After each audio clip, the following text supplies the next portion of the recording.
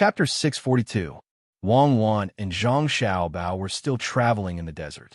More than 9,000 soldiers were seriously injured. Those who couldn't hold on had died, while those who were lightly injured had mostly been treated. Although it was said to be treated, it was actually just the pills given by the logisticians and the salt they stole to kill the poison. In a situation where no one was chasing after them, their physical and mental strength recovered quite well. Wang Wan began to train them. It was also a kind of run-in. Wang Wan needed to let the soldiers get used to her combat style and thinking. In special situations where they couldn't communicate with each other, they would be able to guess her direction of action. Of course, Wang Wan didn't actually have a style. She learned a lot. If one had to talk about a style, it would be a style that could be changed at any time. Now that she had fewer people and the enemy had more people, Wang Wan tried to fix a style as much as possible. Zhang Xiaobao wasn't idle either. On one hand, he was receiving news from Pengzhou. On the other hand, he had to send out information to command the economic war there. Under the calm surface, there were surging undercurrents. They were fighting a war that didn't see blood but could still kill people. The arrangements were more or less done. Next, they would have to adapt to the situation. Also, they had to consider the matter of using military force that Wang Wan had mentioned. While the two of them were leisurely leading the army, calculating how much food they could eat and how much more supplies they could get from the desert, Shui Yun brought back another piece of news. Xiao Bao, the imperial court has sent us a letter. They want to give us 2 policies. Take a look and see how we should arrange these 2 policies. One is free and the other is limited. When Wang Wan received the letter from Zhang Ying, she waved at Zhang Xiaobao, who was already walking towards them. Zhang Xiaobao was a little absent-minded. He was calculating the ratio of his family's financial resources to their gains. He had to calculate the rough numbers to prevent his family from losing money after defeating Tubo. If that happened, the economic war wouldn't be fun anymore. If he lost 800 of his own men while losing 1,000 of his own men, it would weaken his reputation. When he read the letter, there were indeed some policies written on it. One of them was that the Zhang family could make their own suggestions within an appropriate range. The other one was that the Zhang family would be allowed to invest a lot of money in Jiannan Road, and they would be given 3 years of tax exemption. However, 50% of that had to be invested in infrastructure, and 20% of the other 50% was not allowed to make money. For a medical center that had a balance of income and expenditure, only 30% could be purely commercial. Xiao Bao, isn't it too little? You should ask for 50%, purely for commercial benefits. Wang Wan felt that they had spent too much. Infrastructure was not like their time, where they could collect tolls and bridge tolls. They only spent money and did not earn money. Zhang Xiaobao looked at it for a few seconds and said, I'm afraid that the imperial court will go back on their word. If they don't want to compensate us, they don't need to give the other 30% tax exemption for commercial shops. Just the road repair alone is enough. I'm wondering if I should do that. Who said that road repair is not profitable? Building roads can make money because the government is paying for it. We're just investing our own money. Li Longji won't give us money. He is so stingy that he won't even give us a goldfish bag or clothes. If we expect him to take money from the Ministry of Revenue, I would rather believe that Tubo suddenly became kind and willing to compensate for our losses. Wang Wan really couldn't understand how they could make money by paying for their own roads. Let's not talk about this first. Let's think about what kind of policies we want first. This policy should be a few people from the imperial court testing us. What do you think if it wasn't us, but other businessmen who wanted to consider for the sake of their family, and not us? What would they choose? Zhang Xiaobao hadn't considered whether they should use road repair to make money. If other people found out that the Zhang family could operate in this way, what if they stopped it? Let's skip the first policy. Wang Wan thought for a while and said, there are 2 choices. The first is a very stupid choice. I reckon that the imperial court will agree for the time being. That is to let your father become a higher official in Jiannan Circuit, which will coincide with the policies given by the imperial court. The second is to deliberately show weakness. For example, when we were in Sanshui County, we directly transferred your father to the capital and asked for a better official position. Neither of these 2 choices are suitable for our current situation. Tell me, What kind of policies do you want? I want to change this policy into 2 policies. Zhang Xiaobao tapped the letter a few times with his hand and thought of a solution. 2. Does that mean that the 2 policies will become more policies? When I was young, I thought about it when I read that the monsters in fairy tales could help you fulfill 3 wishes. The first wish was for me to have many, many wishes. Li Longji isn't a fool. If you really do that, he'll easily come over and beat you up. Wang Wan covered her mouth and laughed for a while before telling Zhang Xiaobao. It was clearly the naive thoughts of a child. If Zhang Xiaobao said to write a letter and send it to the capital, how would the people in the capital react when they read the letter? It would definitely be very interesting. When Zhang Xiaobao heard Wang Wan's words, he also laughed. That's not what I mean. Ha ha, I just don't want the people in the imperial court to guess my family's intentions. The first policy I want is to give a large piece of land in the northeast or here. It'll be exempted from 5 years of taxes. Any kind of land is fine. The second policy is still land this desert. It'll be exempted from taxes for 10 years. The imperial court can choose the first policy, but the second policy is confirmed. I believe they'll definitely be willing to give it. You want the land here? This is the land of Tubo. If it were me, I would also give it. I heard that at the very beginning, when the soldiers on that island retired, they gave them a place to live. They directly chose a certain place in Beijing. In the end, they naturally couldn't come over to take it. What do you want this place for? You even made a request.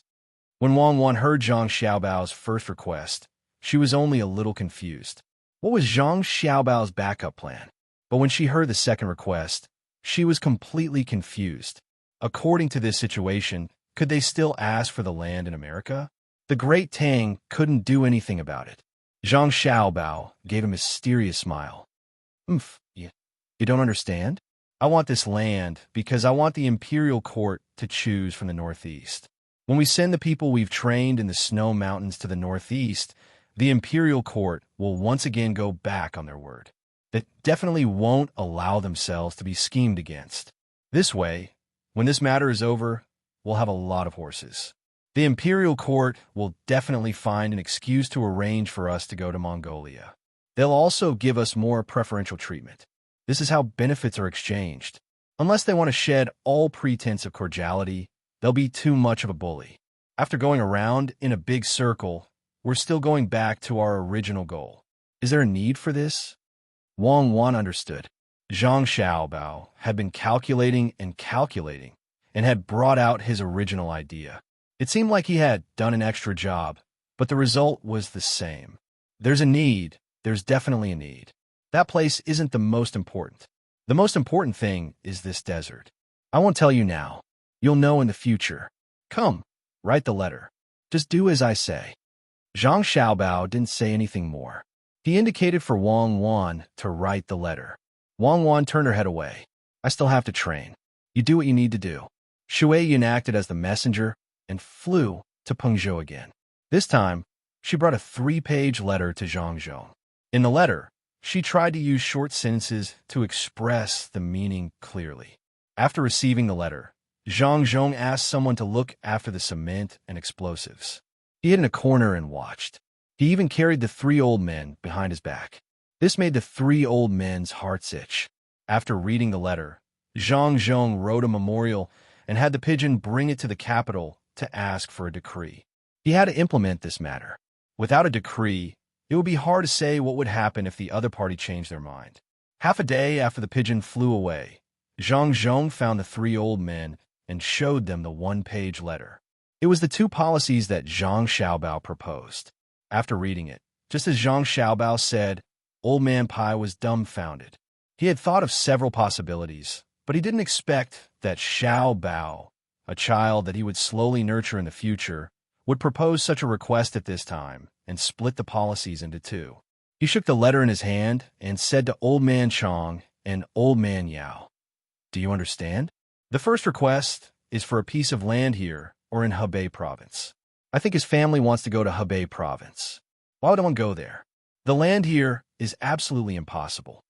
Otherwise, with the Zhang family's business here, Jiannan province will become his family's in the future. The second request is for a desert. The desert is not under the control of the great Tang. If he has the ability to occupy it, no one will say anything. Why did he propose it alone? Xiao Bao, this child, also learned bad things and knows how to play with people. Old Man Chong didn't think much about this matter. After listening to Old Man Pai's words, he didn't respond. Old Man Yao pondered for a full quarter of an hour before he spoke.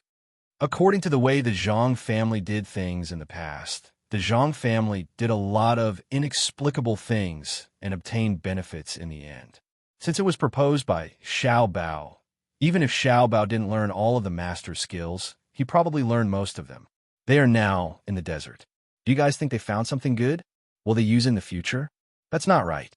Even if they found something good, who can say what will happen in the future? It's estimated that 10 years later, that place will still be Tubo territory. It won't hurt to give it to him. Think about it. Think about it carefully. It's not simple. What's not simple? I think Xiao Bao deliberately wants that place to confuse us. If he wants it, we'll give it to him. It's not like the land of our dynasty. If he has the ability, he can go and earn money. Old Man Chong was very direct. If that's the case, then fine. We'll also write a letter and send it to the capital. Old Man Pai still couldn't figure out what Zhang Xiaobao was planning to do. The second request wasn't much of a request. It was other people's land, so it was given away just like that. The three of them wrote a letter and had a pigeon bring it to the capital. Thinking about this matter, they slowly fell asleep. Early the next morning, Zhang Zhong started to get busy again. After arranging the road construction, he had the people in the inner court take care of it. He found the three old men to discuss the first policy given by the imperial court. He took out Zhang Xiaobao's letter and said to the three old men, "Let's make it clear first. We can't go back on the first policy. Lord Bai, the three of you can't write another letter." Chapter 643. Zhang Zhong's words made the three old men's hearts skip a beat, especially Old Man Pai and Old Man Yao. They suddenly had a bad feeling. Old Man Pai gave Old Man Yao a look, meaning to ask, "Did you see anything wrong with the first policy given by the imperial court? Could it be that the 30% tax exemption was too much? Or should the Zhang family be responsible for 20% of the medical center? There had to be something wrong. Otherwise, Zhang Zhong wouldn't have said it in advance." Old Man Yao thought about it carefully and couldn't find anything wrong. This proposal was also thanks to him and Old Man Pai. At first, it was said that the Zhang family would be given 50% of the tax exemption, 30% of the road repair, and 20% of the medical center. In the end, the imperial court was even more ruthless and directly changed the road and business. Gently shaking his head, Old Man Yao took the letter and began to read it. Old Man Pai and Old Man Chong also came forward and read it from beginning to end. The more the three old men read, the more frightened they became. The more they read, the more they regretted it. The more they read, the more they hated the people in the imperial court who changed the road repair and business. Zhang Zhong didn't care about the three old men. He got up and walked around with his hands behind his back. He thought that the three old men wouldn't go back on their words. If they really wrote a letter to the capital, he would retire and go back to his hometown. The three old men really didn't have any intention of writing a letter to the imperial court. Even if they regretted giving such a policy, there was no other way. It wasn't that the policy was bad, but that kid Xiao Bao had become smarter. According to this, if other people want to build roads in the future, they will learn from the Zhang family's method. Their family will open their business next to the newly built roads, and it will be the same for the medical center. Their family is prepared to invest 200,000 strings of coins, 100,000 strings of coins to build the roads, and 40,000 strings of coins to build the medical center. They are even willing to provide the doctors themselves. The remaining 60,000 strings of coins will be open for business. It doesn't look bad. If you don't have any other tricks up your sleeves, you can say that you're truly serving the country and its people. There's nothing to nitpick about it. But with the other tricks up your sleeves, you're being too much of a bully. Old Man Pai stared at the solution at the back and said excitedly. Old Man Chong chuckled and didn't care anymore. He sat at the side and drank his tea. This wasn't something he could control. He knew that, with his ability, even if he had any ideas to restrict the Zhang family, he would still be used. Old Man Yao gritted his teeth that had already lost a few. He nodded and said, "Admirable, truly admirable." He actually brought up the matter of road repair and asked the local merchants where they needed to repair the road. He drew a few lines that would not clash with the current road, and he wanted to build new roads where there were no roads. If other merchants wanted to make way for the new road, or if they wanted to do business on the side of the new road, they would have to fork out money to build the new road. If they didn't fork out money, the Zhang family wouldn't build the road where they needed it. They would just take care of themselves. When the time came, he would put down the clinic and use the 60,000 strings of coins to build a big market related to trade, an important location on the side of the road. He would use it to attract people to take the good road. At the same time, the Zhang family's fleet would also specifically travel on this road and sell the goods they transported from other places in the market. Hiss, how did Xiao Bao come up with this idea? What's even more ruthless? In addition to letting the merchants use the money to repair the road, he would also use a portion of the money to invest in the Zhang family shops. The money used by the Zhang family to build a road would take up 20% of the entire shop or market, and the technology used by the Zhang family would take up 40%. What does this mean? After Old Man Yao analyzed it, he asked Old Man Pai, who had also thought of this matter. Old Man Pai could now calculate such things. He said, "This means that the 60,000 strings of coins of the Zhang family can be used for a lot of transactions.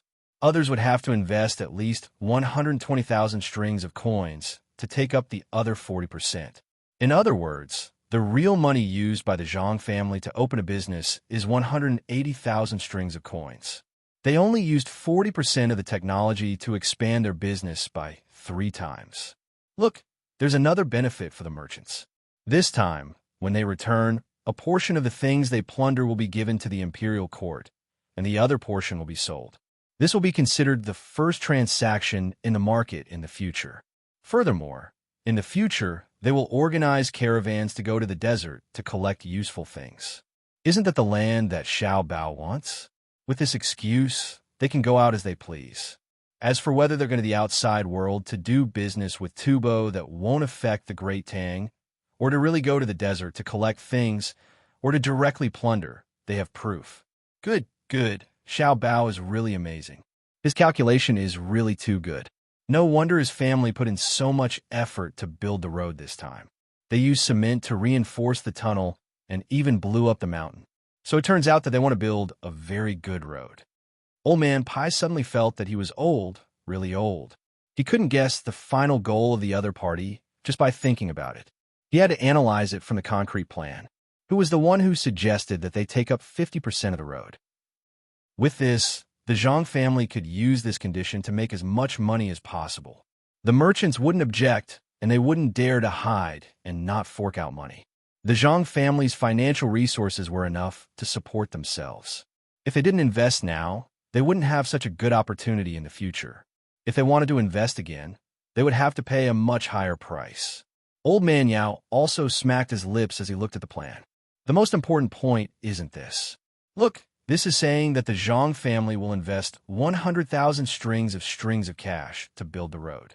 If that's 10% of the total investment, then the others will have to work together to fork out 900,000 strings of cash. With 1,000,000 strings of cash, what kind of road can they build?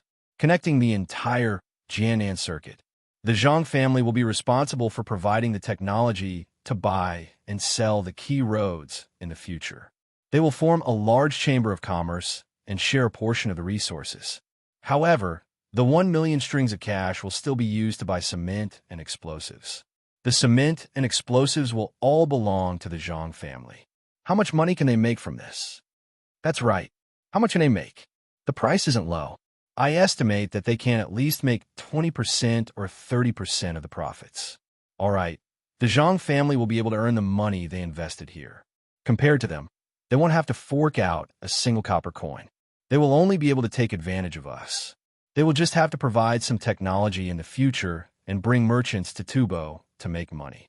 Their family's caravan will enter Tubo to do business. They won't have to worry about being robbed or killed like other merchants. Who would dare to touch them? Those people are really tired of living. Cuckoo hasn't returned yet. Their family didn't contribute anything at all.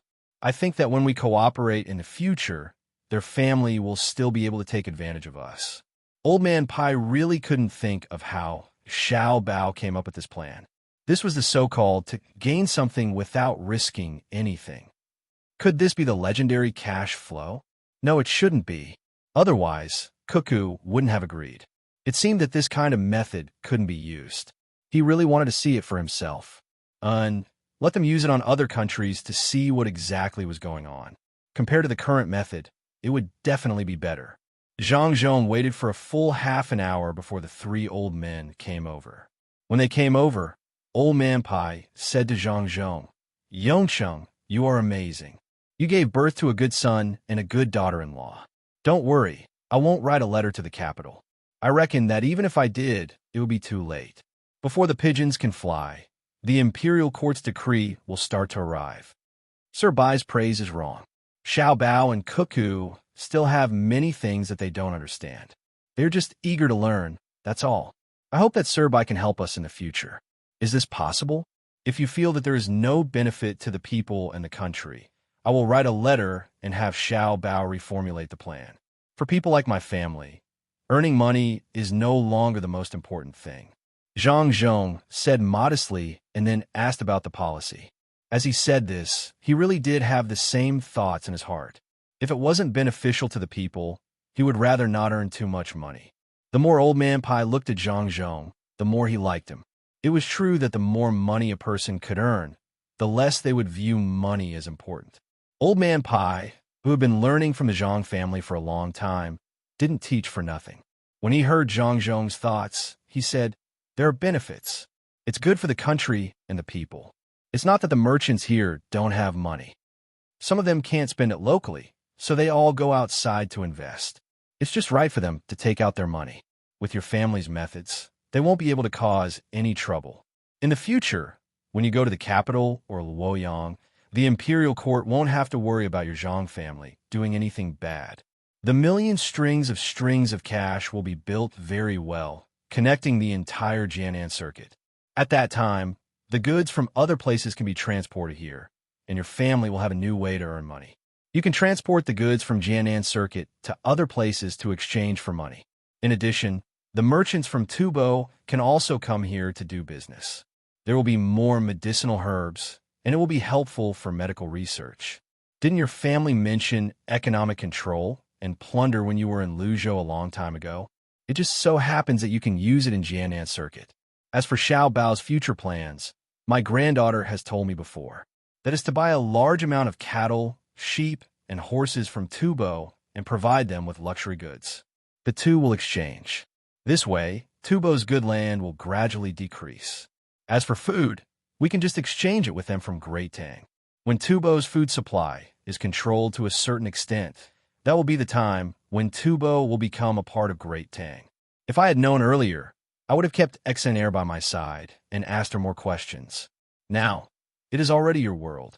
Old Man Pai sighed with emotion. He really admired the children nowadays. Not to mention Xiao Bao and Cuckoo. Even his own granddaughter, Exanair, knew how to analyze the situation from a better perspective. This was an economic war. Under the situation where military force was guaranteed, it was a war that killed without shedding blood. The ruthlessness and calculation were much more powerful than a war of military force. It could reach the level of subduing the enemy without fighting. Old Man Yao also had a similar idea in his heart.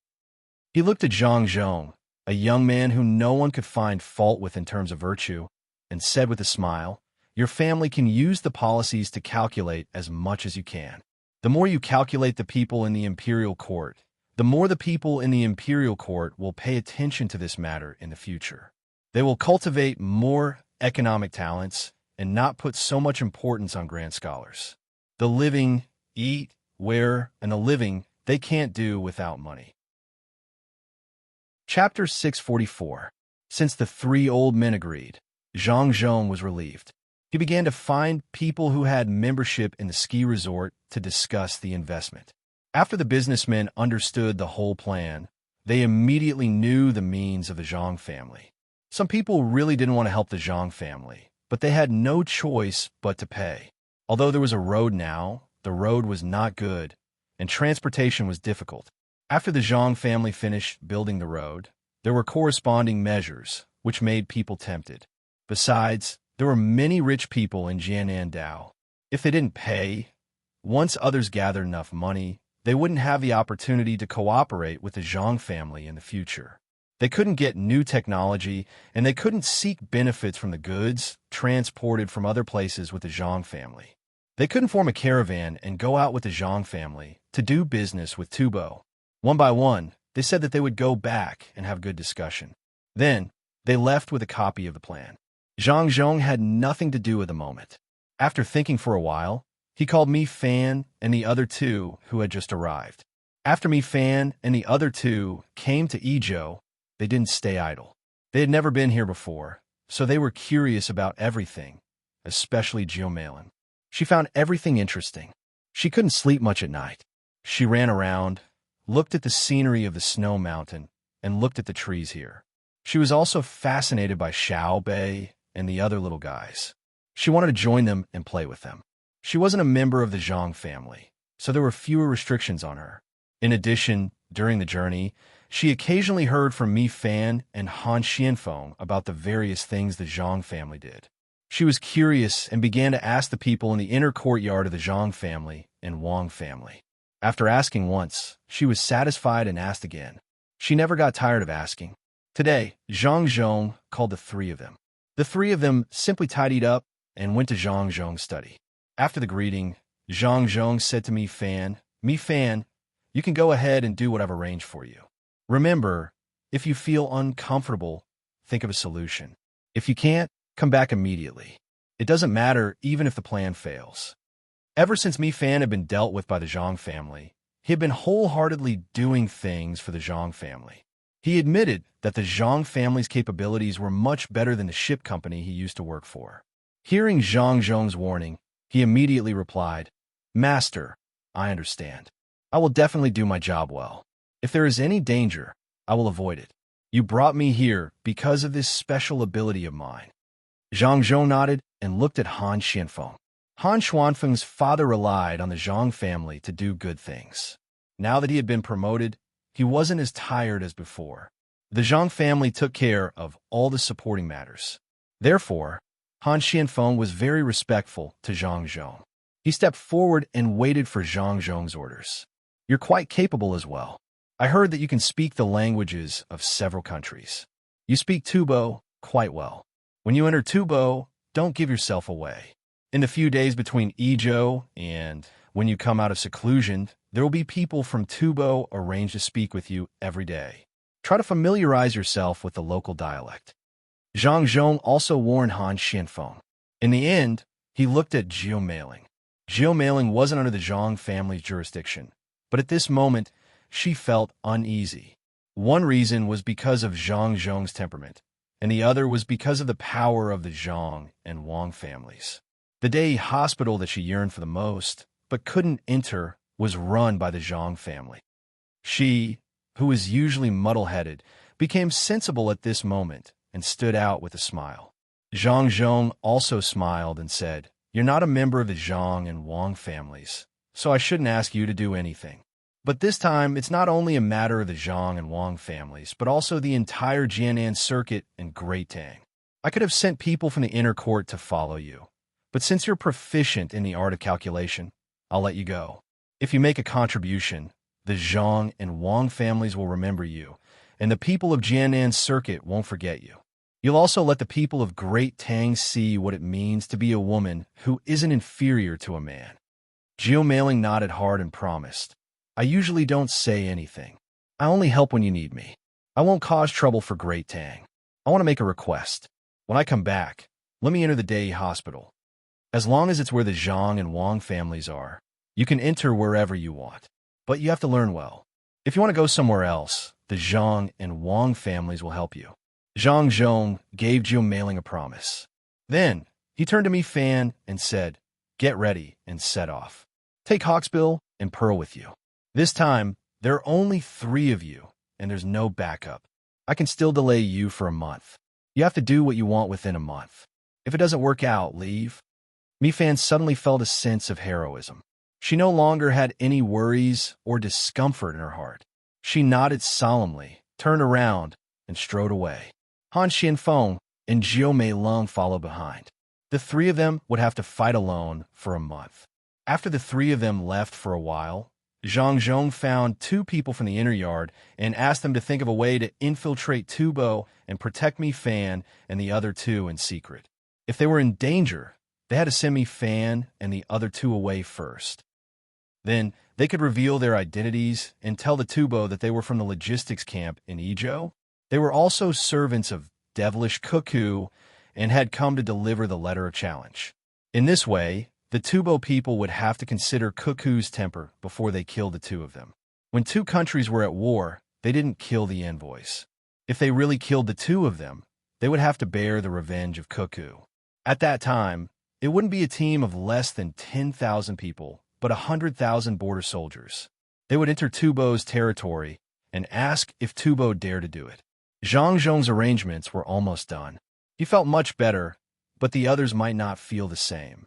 The Qi family had already raised the price of the grain by a lot, but the effect wasn't very good. Even if everything was 5 copper coins more expensive than what Zhang Zhong offered, the simple people weren't willing to sell. They were waiting for Cuckoo to come back and for Zhang Zhong to send people to get the grain. This kind of integrity made the Qi family feel very helpless. In a country, the most frightening thing was the hearts of the people, especially when there was a general like Cuckoo here. For the sake of the people, there was a river of blood in Tubo. The two sides supported each other, so there was no hope of persuading the people here. He could only turn the pressure to the other merchants who cooperated with him and let them think of a way. It wasn't that the merchants who cooperated with the Qi family didn't want to try, but they didn't have a way. The people just didn't want to sell the grain, and those who had zhuangzi didn't sell much either. They all kept the grain. The people were waiting wholeheartedly for Zhang Zhong, and those who had zhuangzi didn't dare to sell. They were afraid of provoking the anger of the people. Helpless, the Qi family wrote a letter to the person who was in charge of this operation. The letter immediately came back. When the Qi family saw the letter, he felt slightly relieved and called all the merchants over. We're changing the plan now. Because we need money in other places, we can't take out too much money to collect the grain here. After the Qi family gathered all the merchants, he didn't beat around the bush and directly said what he wanted to say. Qi family, are you saying that we don't need to collect the grain anymore? Then give us the money that we should give for the grain collected before. Otherwise, we won't be able to make ends meet. A merchant immediately asked worriedly. They were currently putting in money. Now that Zhang Zhong wanted to find merchants to build roads and make money, they couldn't take out the money to follow him. They could only watch others take advantage of him. The other merchants also had the same idea. They all looked at the Qi family. As long as the Qi family said that they didn't want to collect the grain, they would have a good time. If they didn't, they would take the things that the Qi family used as collateral. The Qi family didn't expect the merchants here to stand on his side. Otherwise, how could they cooperate with him when they clearly knew that the increase in grain prices would have a big impact on the people? It was all about money. Looking left and right at the merchants, the Qi family spoke. Who said that we don't want to collect the grain? Accept it, but not as much as you want like now. On the surface, we'll accept the grain as soon as they bring it. But when it comes to the actual collection, we have to look at the grain. We'll accept all the new grain and delay the old grain. We'll tell them that we'll give them the money after half a month and write a receipt. We have to continue raising the price as well. For millet, we'll raise it to 45 copper coins for a bucket and 65 copper coins for a bucket of rice. If there's a delivery of grain, we'll accept it directly. If there's a large quantity, we'll have someone inspect it carefully. It'll be best if we wait for a few more days. Let's see if that Zhang Zhong doesn't spend money to collect the grain. What are the people without land going to eat? Just do as I say, and once it's done, we won't forget to reward you. When the Qi family said those words, he was thinking about the mastermind behind the scenes. Incredible, truly incredible. Since he couldn't collect the grain, he would just have to mess up the economy of Jianan. After all, the commoners had to eat, right? With such a high price, it was unlikely that those who had grain elsewhere would lower their prices. The merchants immediately understood what was going on. They weren't fools either, and they knew the consequences of doing so. If the chief family had told them about the arrangement from the start, they definitely wouldn't have agreed to it. But now that things had developed to this point, not only would they not be able to earn a single copper coin, they would also have to pay a huge sum of money. It wasn't easy for them to earn money, and they weren't as carefree as Zhang Xiaobao and Wang Wan. Thus, they could only follow this plan. From that day onwards, the price of grain in Jiannan rose again and again. The merchants didn't raise the price all at once. Instead, they first lowered the price by a few copper coins, then raised it by a few more copper coins, then lowered it by a few more copper coins, then raised it by a few more copper coins, then lowering it by a few more copper coins, then raising it by a few more copper coins, then lowering it by a few more copper coins, and then raising it by a few more copper coins, giving off an extremely unstable feeling. The plan was devised by the mastermind behind the chief family, and it worked extremely well. It managed to attract the attention of those who were still observing the situation. Thus, the merchants slowly dragged the matter out. Even 100 dan of grain required an entire day to be inspected. Those who sold their grain heaved a sigh of relief, while those who didn't were anxious, fearing that the price would change the next day. No one knew how much the merchants were willing to accept. If they didn't accept anymore, the price would be gone as well. Jiannan Circuit's grain would often fluctuate all of a sudden, causing the commoners to worry as well. They had to eat, and they didn't have any land at home. Seeing the price of grain fluctuating, they didn't know whether they should buy it or not. Furthermore, even when the price was low, it would still be much higher than before. Old Man Pai and the others were the first to lose their cool.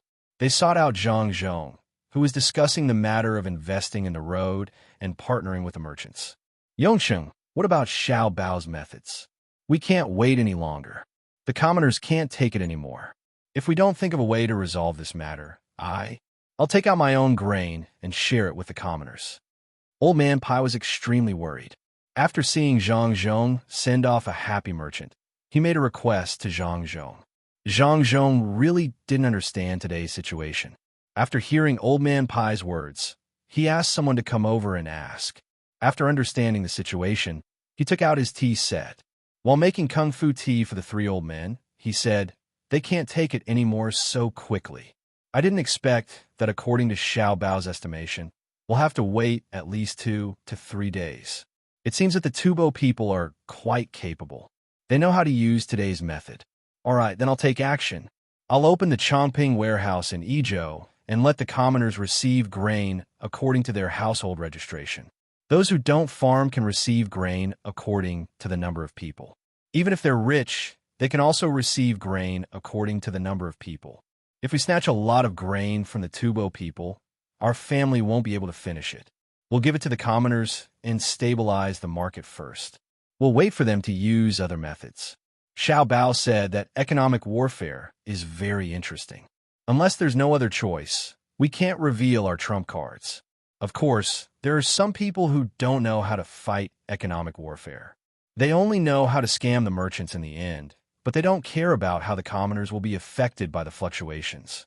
We can't blame them since they don't have the ability. Xiao Bao said that he definitely won't allow economic warfare to affect the commoners. When Zhang Zhong spoke, he puffed out his chest with pride.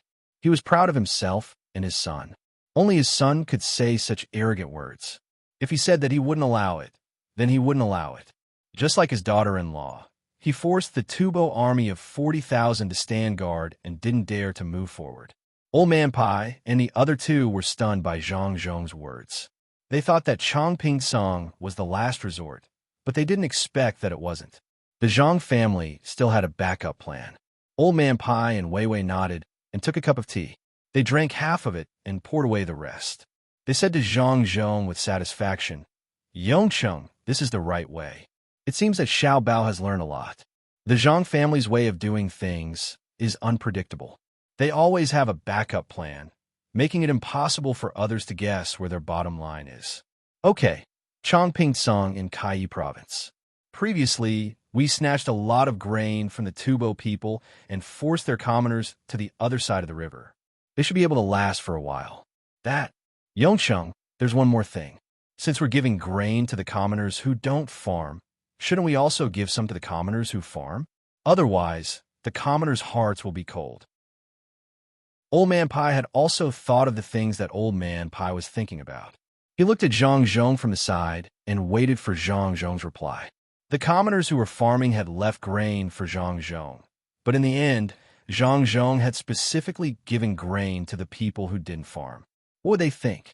Zhang Zhong held his teacup and looked at the three people's faces. He said, "There are misunderstandings. Otherwise, Chongping Sung wouldn't be able to take care of so many commoners. Xiao Bao's plan would also be interrupted, and my family's loss would be great. After a while, we will compensate the commoners who are farming. But we absolutely can't do that now. Those who can't keep the grain can take this opportunity to sell it. Those who are willing to keep the grain, my Zhang family won't treat them unfairly. You don't have to worry about this matter. We have our own arrangements. It's a good opportunity to see how the people are feeling." Old Man Chong had already drunk several cups of tea in a row, but he still wasn't satisfied. When he was about to pick up a new cup and drink it, he heard Zhang Zhong's words. He said to Zhang Zhong, "Yongcheng, I'll remember what you said. When the time comes, if your family doesn't compensate, I'll hang myself in front of your house." "Don't, Uncle Zhang. Don't be like this. I'll definitely make arrangements. Don't worry, it's cold again. The construction in Kai province is almost done. We need to expand outward. No matter what, I have to make the commoners here better off before I leave Jiannan province. As for the war at the front line and the economic war at the rear, you don't have to worry too much about them. Those are small matters. Whether or not the commoners can live well is a big matter." Zhang Zhong smiled and stopped Old Man Chong. Old Man Chong had a bad temper. He couldn't do anything to the Zhang family, so he wanted to use his life to force them. Zhang Zhong didn't dislike it. After all, the three old men were wholeheartedly for the commoners. Old Man Chang's method was just a bit extreme, so it didn't matter. Old Man Pai and the other two got the answer they wanted. After drinking tea, they went fishing. Zhang Zhong immediately arranged for people to open up Chongping's warehouse. He mobilized people to transport the grain to the areas affected by the grain price and distributed it to the commoners. A portion of the grain was given to the poor families for free, while the commoners were sold to them at the same price as before. Because the grain was stolen from Tubo, Zhang Zhong didn't keep it for himself. He also didn't want to earn money from it. He promised the commoners that the money from selling the grain would be given to them in another way. When the frontline matters were settled, it was more or less ready to operate.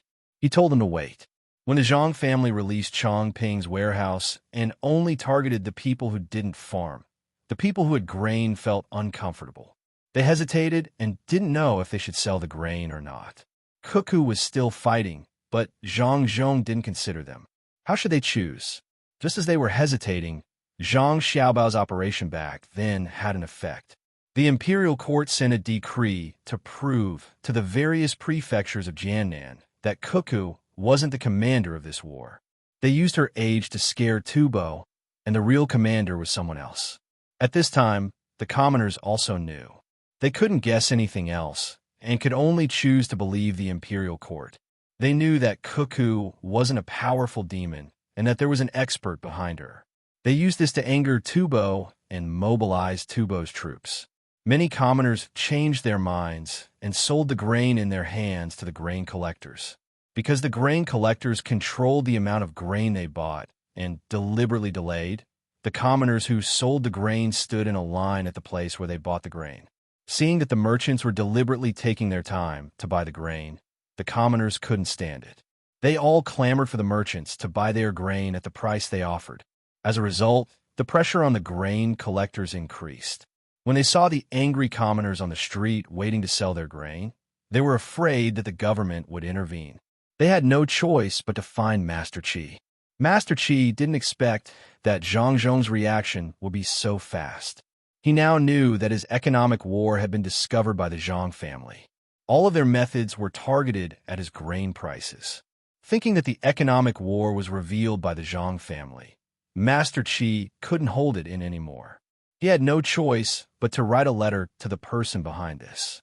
He didn't think that the Zhang family couldn't see through the trick. After all, this was what they did. The person behind Qi Dongjia also replied within a short period of time. First, he reprimanded Qi Dongjia, saying that he couldn't keep his cool and messed up when encountering problems. Then, he mentioned a solution and told Qi Dongjia that as long as he thought about it carefully, there would be a solution. When Master Qi received the letter, he didn't care whether it was reprimanded or not. He acted as if he had found a treasure and found a group of merchants. Can't you all wait? If you can't hold it in when you encounter a small matter, what big things can you do in the future? Think about it carefully. There's actually a solution to any problem. Master Qi told the merchants what the person behind the scenes said to him. He put on the appearance of an expert. The merchants looked at each other. How could they think of a solution? They turned their heads and stared at Master Qi, waiting for him to make the arrangements. They wanted to see what kind of method he had. Master Qi enjoyed the feeling of being looked up by others. He said to the crowd, "It's very simple. First, take their grain, but don't give them money immediately. Tell them that we will give them money after the inspection, but we can write a written agreement. If the inspection is good, we will not accept the compensation. If we can't accept the compensation after the inspection, we will tell them the reason. As long as they can get through this period of time, you can do whatever you want." Master Qi, your idea sounds good. But what if there's really no money to accept the compensation? Don't tell me that we really have to compensate the people. A merchant thought for a while and found the key point of the problem. Master Qi was doing this. Wasn't he trapping them? The other merchants also thought of this. They all looked at Master Qi, waiting for a reasonable explanation. They couldn't be fooled. Master Qi already had a plan. He laughed and said, "You all, not only are you timid, you can't see the future clearly. How about this? If you really don't want to do it, then change the method. Tell the people selling the grain that you are buying grain for a person surnamed Chun. Ask them to send the grain to Tonghua County. There will be someone there to accept it. You don't have enough money to accept it." Master Qi really didn't want to do this. If he did, his usefulness would be reduced. The person behind the scenes mentioned this in the letter and asked him to make the arrangements himself. If one plan didn't work, then he would use another. Of course, the person behind the scenes saw him as someone who was very good at socializing. He thought that with his ability, he could make the merchants pay for the grain. It was his own lack of ability. He didn't want to admit this, and he didn't dare to delay this matter. He could only tell the other person. The two of them worked together. From now on, that person would be in charge. With a new method, the merchants were satisfied. They left happily and went to arrange their own matters. Soon, the people knew about this matter. After estimating the distance and transportation cost, they felt that there was still a lot of profit to be made. They either transported the grain themselves or found someone to hire horses and carriages. The grandiose transportation team headed for Tonghua County in Maozhou. The team was not small. The local transportation industry people had made a profit this time. They all raised the price. The reason was that the road was not easy to travel on. Also, the price of the livestock and food for the livestock was expensive. They could either wait for Zhang Zhong to fix the road or spend more money. Chapter 645. This time, Zhang Zhong needed Old Man Pai and Old Man Yao, especially Old Man Pai.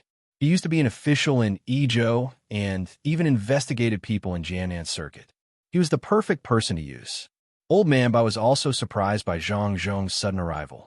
He said to Zhang Zhong, "Yongcheng, we were just about to look for you. I didn't expect you to come. Just in time, accompany this old man fishing." Without saying anything, Zhang Zhong took out the fishing rod he had brought with him. He put the bait on and threw into the river. He was already used to fishing when he talked to Old Man Pai. According to his son, this was a habit he had developed for being spoiled between the clouds and the water in Sanshui County. Old Man Pai also changed the bait. With a flick of his wrist, he let the hook go into the water.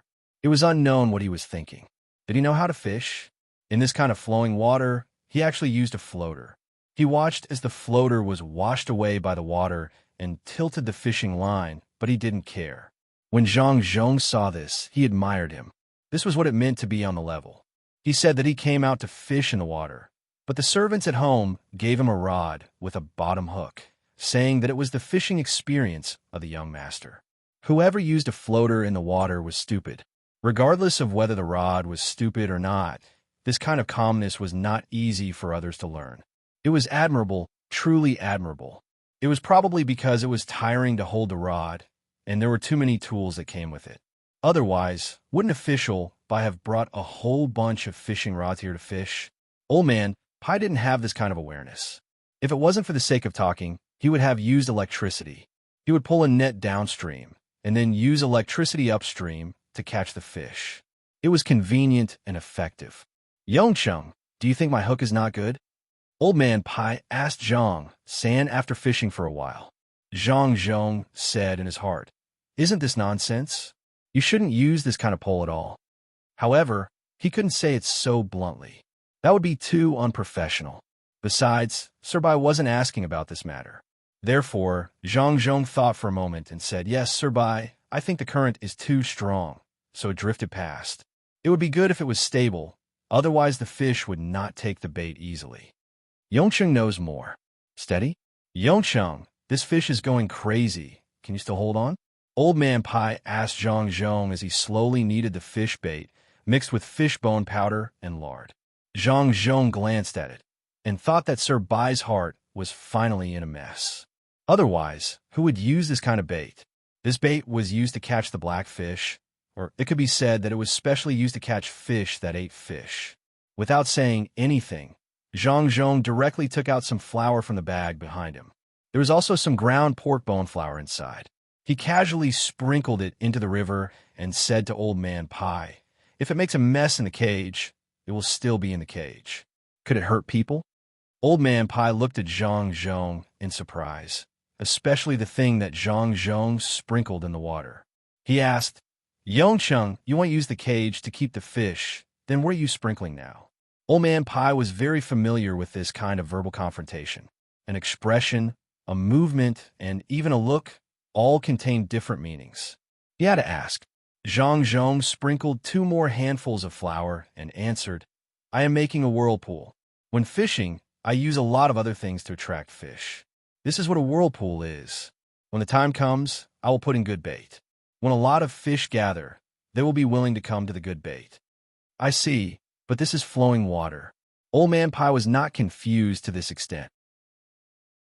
"How can one make a whirlpool in flowing water?" "Yes, flowing water. I can only make a whirlpool in one river and gather all the other fish, no matter if it is a tributary or a mainstream. If they are too scattered, it will be difficult to catch them. I am afraid that they will not be together. As long as they are together and feel that this river is good, I will have a way to catch them all in one go."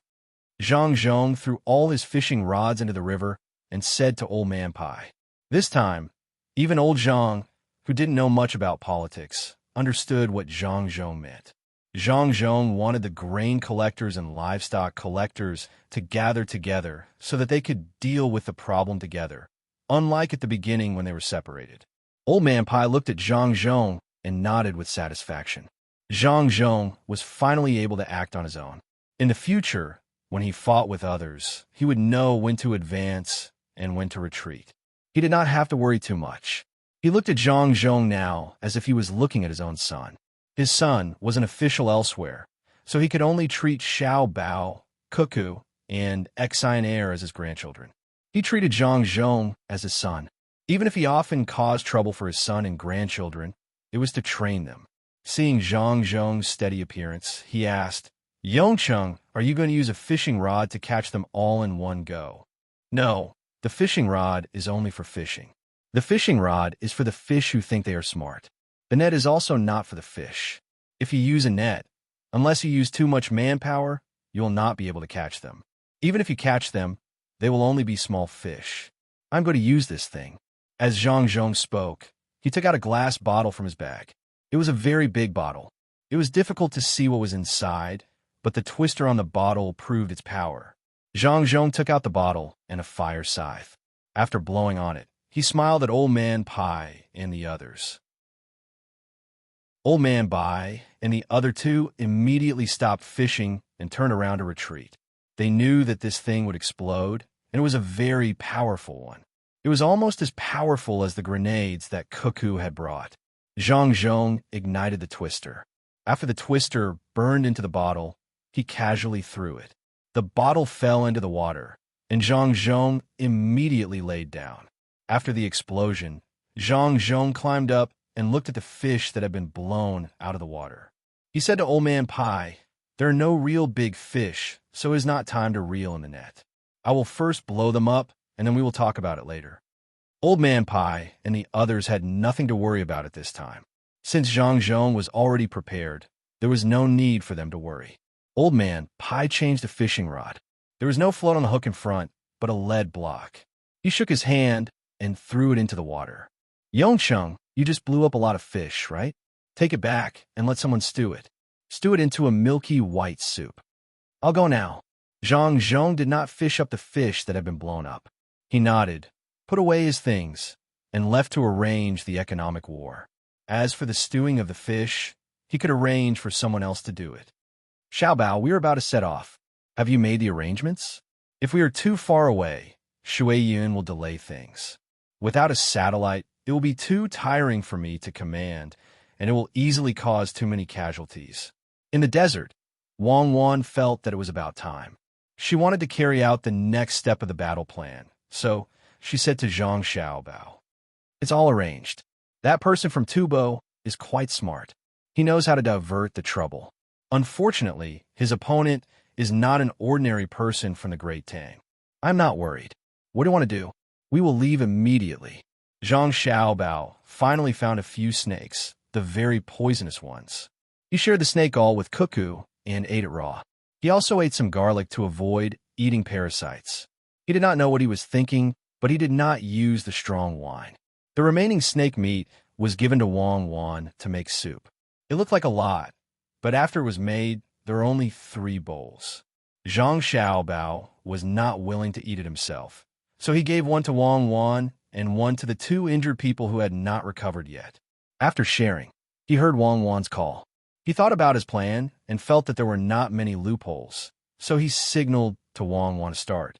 Wang Wan ordered the troops to pack up. She looked at the lake not far away, mounted the horse, and shouted to the soldiers to set off. The Tang army continued to move westward. After walking for a while, Wang Wan looked back at the lake and said to Zhang Xiaobao, "I really don't want to leave now. It is too comfortable to stay in this desert. Unfortunately, we don't have enough food. If we don't leave now, we won't be able to find enough food to feed nearly 10,000 people in a few days." Zhang Xiaobao nodded in understanding. "It's about time. Don't always think about doing things perfectly. Just do your best. We will come back in the future. At that time, there will be no Tubo army waiting outside." "That's right. This is our world after all. Let's go." Wang Wan urged the horse, and the entire army moved faster. The Tang army soldiers worshipped Wang Wan to the extent of a deity. General Wang said that the Tubo army wouldn't dare to come in, so the Tubo army really didn't dare to come in. They could bathe here, catch the insects and snakes in the desert, and even eat the things in the desert. This life was really good. If it wasn't for the lack of food, perhaps they could stay here for another month or 2. At this moment, they were moving westward. It seemed that General Wang wanted to take a big detour and go behind the Tubo army to launch a sneak attack. All the soldiers guessed. They didn't have the fear of death in the war anymore. Their lives were no longer that important. How many enemies were heroes? If they could go back alive, they would have a good life. Even if they died, their families would also be taken care of. When they came out, they had already thought it through. At this time, Wang Wan also didn't think about the life and death of the soldiers. She knew that if she thought too much, she would stop moving forward. If she wanted to be a general, she couldn't care about the life and death of every soldier. If she could take care of them, she could only take care of them. If she couldn't, she could only resign herself to fate. Leading the army all the way to the west, Wang Wan didn't forget to arrange for Shui Yun. She said to Zhang Xiaobao, "Xiaobao, I'll leave you here. Haven't you been a little familiar with communicating with Shui Yun these few days? You stay here and catch up with us after 3 days. This is under the condition that we don't encounter the enemy. If we encounter them, come immediately." Zhang Xiaobao revealed a smile and nodded to Wang Wan. Don't worry, I will survive. I am Zhang Xiaobao, the Zhang Xiaobao who was hated by countless people. Even the police dogs couldn't track me, let alone the Tubo people. Even if Shuiyun didn't take me to find you, I would still rush back to Idyll. I don't believe that there is anyone who can compare to me in individual special forces. Then be careful. Remember, without you, I will definitely not be able to live by myself. It's very boring. Let's go. Wang Wan left these words and gradually disappeared from Zhang Xiaobao's sight with the army. Zhang Xiaobao turned his head and looked at Shuiyun, who was as smart as a human, standing on his shoulder. He said, I'll rely on you for the rest of the days. If we really encounter danger, you run first. Don't worry about me. In this vast desert, I can't play with them to death. Shuiyun was indeed different from ordinary falcons. It was very sensible and knew that it had temporarily changed masters. It affectionately rubbed its head against its new master who often caught snakes and skinned them for meat. After calling out, it flew into the blue sky. Lufatura didn't know that Wang Wan's army had moved. Looking at the falcon that appeared in the sky every day, he thought that Wang Wan was resting in the desert. He really wanted to get this falcon down. It was too annoying. In the few days that he couldn't wait any longer, he sent 2 teams of soldiers, a total of 200 people, to check, but in the end, not a single one returned. It was all because of this falcon. 2 days ago, he sent 100 people to take advantage of the fact that the falcon had flown away and hadn't returned. In the end, after the teams entered, the falcon returned 4 hours later. How could it return in such a timely manner? There was no need to count on those 200 people. They didn't have a chance to return. Not to mention this falcon, even if it didn't, the enemy would have discovered it in advance. Perhaps because they discovered it, they didn't immediately attack, but instead formed an encirclement. How could Demon Fiend Cuckoo not think of this kind of thing that even he could think of? Useless spies. 2 days ago, they even sent a message saying that the person in command here wasn't Cuckoo, but someone else. Wasn't that stupid? He and Cuckoo had fought a few battles, but he still didn't know who was in command. During the battle, how could he not see Cuckoo's dispatch clearly? There was only a messenger beside him. How could there be an expert? Not to mention that there wasn't an expert. Even if there was, he didn't see it. So what? He was facing the enemy here. Whether it was an expert or Cuckoo, could it be that they weren't commanding the army? Didn't he have to face them? His opponent was the current Tang army. It didn't matter who was in command. The falcon isn't here yet. What are you all doing? Didn't you say to go back and find someone? The more Lufatura thought about it, the more sullen he felt. Just because of falcon in the sky, he was stuck here and couldn't move. Who knew if the Tang army would take advantage of his carelessness to launch a sneak attack? When Zhang Xiaobao led a falcon to confuse the enemy, 3 days had passed. Zhang Xiaobao didn't hesitate and immediately put on a leather rope for himself. He even specially left a piece of rope so that he could tie it around the falcon's claws. This was to prevent Shuiyun from being too happy and letting go of its claws. If that happened, he would die unjustly. Just as Zhang Xiaobao and Shuiyun were about to leave, Lufatura's long-awaited falcon squad finally arrived. There were 12 people. Including the 2 people who went to find someone, there were a total of 14 people. They brought 12 falcons with them. Once they arrived, the falcons flew up. Zhang Xiaobao saw it. Shuiyun saw it too. Zhang Xiaobao whistled hard to call Shuiyun down. Shuiyun probably estimated the number of people on both sides and wisely chose to change tactics. It could be said that it was a strategic retreat. With a cry, he dove down towards Zhang Xiaobao. Zhang Xiaobao was already prepared. When Shuiyun flew over, he ran forward and jumped. He straightened his back in the air. The moment he jumped, Zhang Xiaobao chose to believe in Shuiyun. If someone saw his jump at this time, they would be shocked. When he ran and jumped, he was actually 5 feet above the ground. His body was very free even in such a situation. At this moment, he was the Zhang Xiaobao that made countless special forces feel helpless. Shuiyun didn't let down its unique battle falcon name. It immediately found the right position and pulled Zhang Xiaobao up. It allowed Zhang Xiaobao to tie the rope around its feet. Run, We can't beat them. There are too many of them. When Zhang Xiaobao was caught, he didn't forget to shout. He didn't care whether Shui Yun understood him or not. Shui Yun cried and flapped its wings.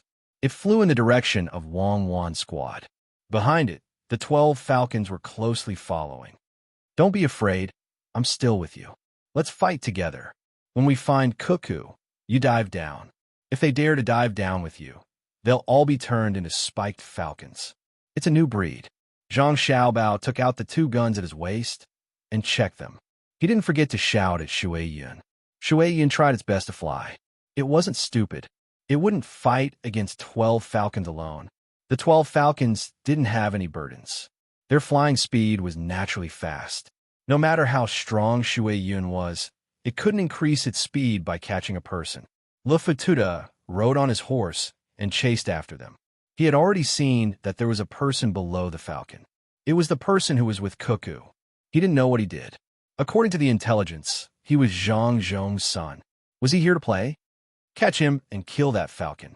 Le Fatuda was very excited when he thought of the chance to catch the son of Idyll provincial governor Zhang Zhong.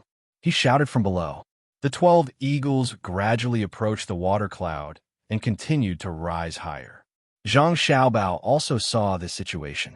He shouted at Shui Yun, "If you're really smart, fly higher. Don't worry about me. My regulating ability is not bad. I'm not afraid of short of oxygen. Let's work together and get rid of them." Shui Yun didn't know if it understood Zhang Xiaobao's words, or if it was due to its instincts during battle. Shui Yun really did try its best to fly higher. Relying on its different physique compared to normal falcons, it gradually occupied the sky. The 12 falcons weren't afraid. After all, they had a lot of people. They also tried their best to catch up. They wanted to catch this seemingly powerful fellow. Le Fatuda led his team and chased with all his might. He wasn't slow at all. When he saw the 12 falcons gradually approaching, a smile finally appeared on his face. At this time, Zhang Xiaobao finished checking the gun. He took a deep breath and shouted at Shui Yun, "Turn, let's fight it out with them. I can at least kill 6 of them. I can also cover for you. Don't be afraid. My stiletto is longer than their claws." Perhaps the water cloud really did understand. It flew up a little more, drawing a very beautiful arc, and rushed towards the left wing of the pursuing eagles. Its eyes were wide open, and its mouth was slightly moving. That falcon also gathered its courage and rushed toward Shui Yun. It wanted to use itself to delay Shui Yun. Just as the 2 falcons were about to come into contact with each other, Zhang Xiaobao's gun rang out. How could the falcon that was rushing towards them expect such a weapon? It didn't have any time to react. Its head was instantly smashed into pieces. "Go! Go! Go!" Zhang Xiaobao put the gun back on his waist and shouted excitedly. "Ga!" Shui Yun didn't expect to get rid of an opponent so quickly. It cried out, shook its wings, and turned around to continue. With another bang, the second falcon was shot down. The scatter shot flew out and scraped the neck of the other falcon. That falcon immediately left the team in fear and flew back. Zhang Xiaobao took out the short crossbow on his back and continued to charge with Shui Yun. This kind of aerial battle was very comfortable. The main thing was that Shui Yun was very good at adjusting its position. It had the height and speed and was very agile. Zhang Xiaobao felt that it was more comfortable to charge from above. The third falcon was shot down by him. He didn't use a crossbow, but a sleeve arrow. The members of the seedling protection team already had so many things on them. How could he not have enough? Another sleeve arrow took care of the 4th falcon. Shui Yun excitedly continued to chase. With a dive, the 5th falcon was killed.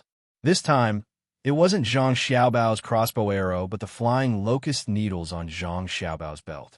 When the 6th falcon was shot down by Zhang Xiaobao with the short crossbow, Zhang Xiaobao changed the weapon in his hand to the short bow. He also held a military knife parallel to the bow arm and was ready to continue the battle. The remaining 6 falcons were finally scared and flew down. Before Zhang Xiaobao shouted for Shui Yun to retreat and stop chasing, Shui Yun knew what to do. It was also scared of the arrows below and didn't have any intention of chasing. It flapped its wings and ran away. Luftjuda and his cavalry watched the man and the falcon leave just like that. Motherfucker, he ran away. What was that thing? He took care of a falcon in one move. Luftjuda looked up at the sky and said in a daze. There were already people around him picking up the 6 falcons that were shot down. The 12 falcons helplessly sighed. They understood that the dead falcons were still okay. The remaining 6 falcons had lost their courage to continue the battle. Falcons were like hunting dogs. When they met a strong opponent, they would either fight to the death or become useless. Chase, chase. That Xiao Bao probably can't do anything anymore. Luftjuda didn't know so much and still shouted to the 12 people. One of the 2 original falconers stepped forward and explained, "General, we can't chase after it. Since the falcon has returned, as long as we meet this falcon in the future, we won't have the courage to fight with it. It's just like some people, once they've been beaten into submission, they won't dare to summon up the courage to fight again." Luftjuda didn't expect this result. He looked at the person who spoke, and then at the 6 falcons that landed on the ground. He thought for a while and sighed. Sigh. Don't they know that they didn't lose to the falcon, but that person? Want to be like this in the future? General, it's more or less the same. They probably knew that it was that person, but that person isn't important. What's important is that they know the difference between them and the falcon. The remaining 6 falcons didn't dare to go over, which means that the falcon can definitely win against them. Look, that falcon was carrying a person and was very agile. What if that person wasn't there? The eagle trainer who spoke just now added. Luftjuda didn't want to believe this fact, but he had to. Wasn't he also forced to not move because of that person? That person was strong. His falcon was strong too. What else could he say? He helplessly said to everyone, "Let's go back and continue to guard there. Maybe they won't have anything to eat in a few days. They will have to fight eventually." Chapter 646. The autumn sky was blue, and the maple leaves were red, swaying with the wind. The desert was desolate, and the light cavalry was nowhere to be found. The rich went hunting while the poor were pickling vegetables. The Tang Empire and Tubo discovered something at the same time. Cuckoo's light cavalry was gone, and there was no more news from Pengzhou. Luftjuda let the falcons circle the sky, but they couldn't find the 10,000 people hiding. He sent a small team into the desert to take a look, but they still didn't find any traces. He wanted to send a large team in to search, but he was worried that they would be ambushed, so he could only foolishly wait. He also cooperated with the people of another division to train the troops when he had nothing to do. Zhang Zhong also didn't get any news for 10 days. He was worried, so he tried not to think too much. Old Man Pai and the other 2 were also restless. They didn't know what the 2 little guys were going to do, and they didn't even give them a letter. The 3 couldn't sleep at night, so they put on their clothes and went to find Zhang Zhong. They didn't care if Zhang Zhong was sleeping or not, but the servant told them that Zhang Zhong went to the little girl and the little boy. The 3 then went to Xiao Bei and the other little guys. When they arrived, they found that Zhang Zhong was persuading the little guys to sleep. During the day, the little guys missed their brother and sister and kept asking them to come back. The maids didn't listen to them no matter what. In the end, Pomegranate, who tried to use the wood of the maple tree to grow fungi, took a few maple leaves and stuck them on the folded paper boats. She asked the little guys to write what they could think of on the boats and sent someone to send them to the river and put them in the water. She said that Xiaofeng would take the maple leaves to tell the little boy and little girl, and they would come back when they knew. In the end, the little guys were led to the mountain to pick maple leaves. They picked a lot of them, and when they came back, they folded the paper boats and stuck them on themselves. They put one on the side and planned to put it in the river at dawn. They didn't sleep. After Zhang Zhong found out about the situation, he came over to persuade them. He arrived not long before Old Man Pai and the other 2. The little guys were not very nimble, and when they stuck the maple leaves on their bodies, they got sticky all over their bodies. However, they did not care. They stuck the maple leaves excitedly, and had already stuck more than 500 boats. I'll just write, "I miss you guys." No, I've already written, "I miss my brother." No, I've already written. When the 3 old men arrived, Xiao Bei was frowning as she tried to think of a vocabulary. How much vocabulary did she have? She wrote down everything that she could think of, but there were a few that were repeated. She was so anxious that her little mouth was pursed, and it looked like she was about to cry. The old man Pai walked in front of Xiao Bei, reached out his hand, and touched Xiao Bei's hair as he said, "Just write that the mountains are high and the rivers are far apart, and the heart is bright." Xiao Bei was stunned. She raised her head to look at old man Pai, then lowered her head to think. Perhaps she did not understand the meaning of this sentence, but she still nodded and signaled to the person beside her to write it down. Old man Yao said enviously, "It seems that the heavens have given all the best things to the Zhang family and the Wang family. How many brothers and sisters in the officials like the two families can be like this? I'll also help you think of one. Just write that the stars are scarce and the sun and the moon are scattered, in which flowing clouds hold the promise together." The little guys did not understand the meaning, but it sounded good, so they asked someone to write it down. Xiao Bei raised her head and looked at her father with an expectant gaze. How could Zhang Zhong refuse? He also said, "The bright sun always shines on the body at home, and the hazy rain at the border does not blow people away. Xiao Bei, let father hug you. You are all father's good children." Old man Chang could not think of a sentence, so he took a piece of paper and folded a boat. As he folded, he said, "You are all great talents and can come up with ideas as soon as you open your mouth. I can't. I'll fold a boat for the little guys. Fold a tall boat, just like their house." The sensible maidservant at the side immediately took the opportunity to say, "Xiao Bei, why don't we go to sleep and let master write it?" "No." Xiao Bei turned her head away. "Then let's watch from the side and let others read it. If we hear something good, we'll write it down." The maidservant suggested again. Xiao Bei thought about it and realized that she really could not speak, but she also could not write. She nodded and said, "Okay." She agreed, and the other little guys also agreed.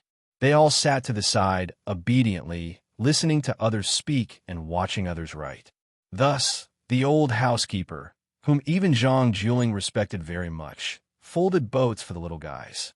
The prime minister of 3 dynasties, Yao Chong, the former crown prince of the Ministry of Revenue, Zhan Shi, the inspector Jianan, and the top scorer of the Jinshi examination, the provincial governor of Idyll, began to write for the little guys. Some people from the inner courtyard also joined in. Even so, the 3 old men and Zhang Zhong were very happy. It was really difficult to get the little guys to agree. Usually, the little guys only listened to Xiao Bao and Cuckoo. The food they ate was made by Xiao Bao, and Cuckoo was their favorite. The stories they listened to were told by Xiao Bao and Cuckoo the most. There were many people who wanted to come over and establish relationships with the little guys to flatter them, but the little guys did not give them face. It was really not easy to get the little guys to agree even once. They did not care whether you had power or money.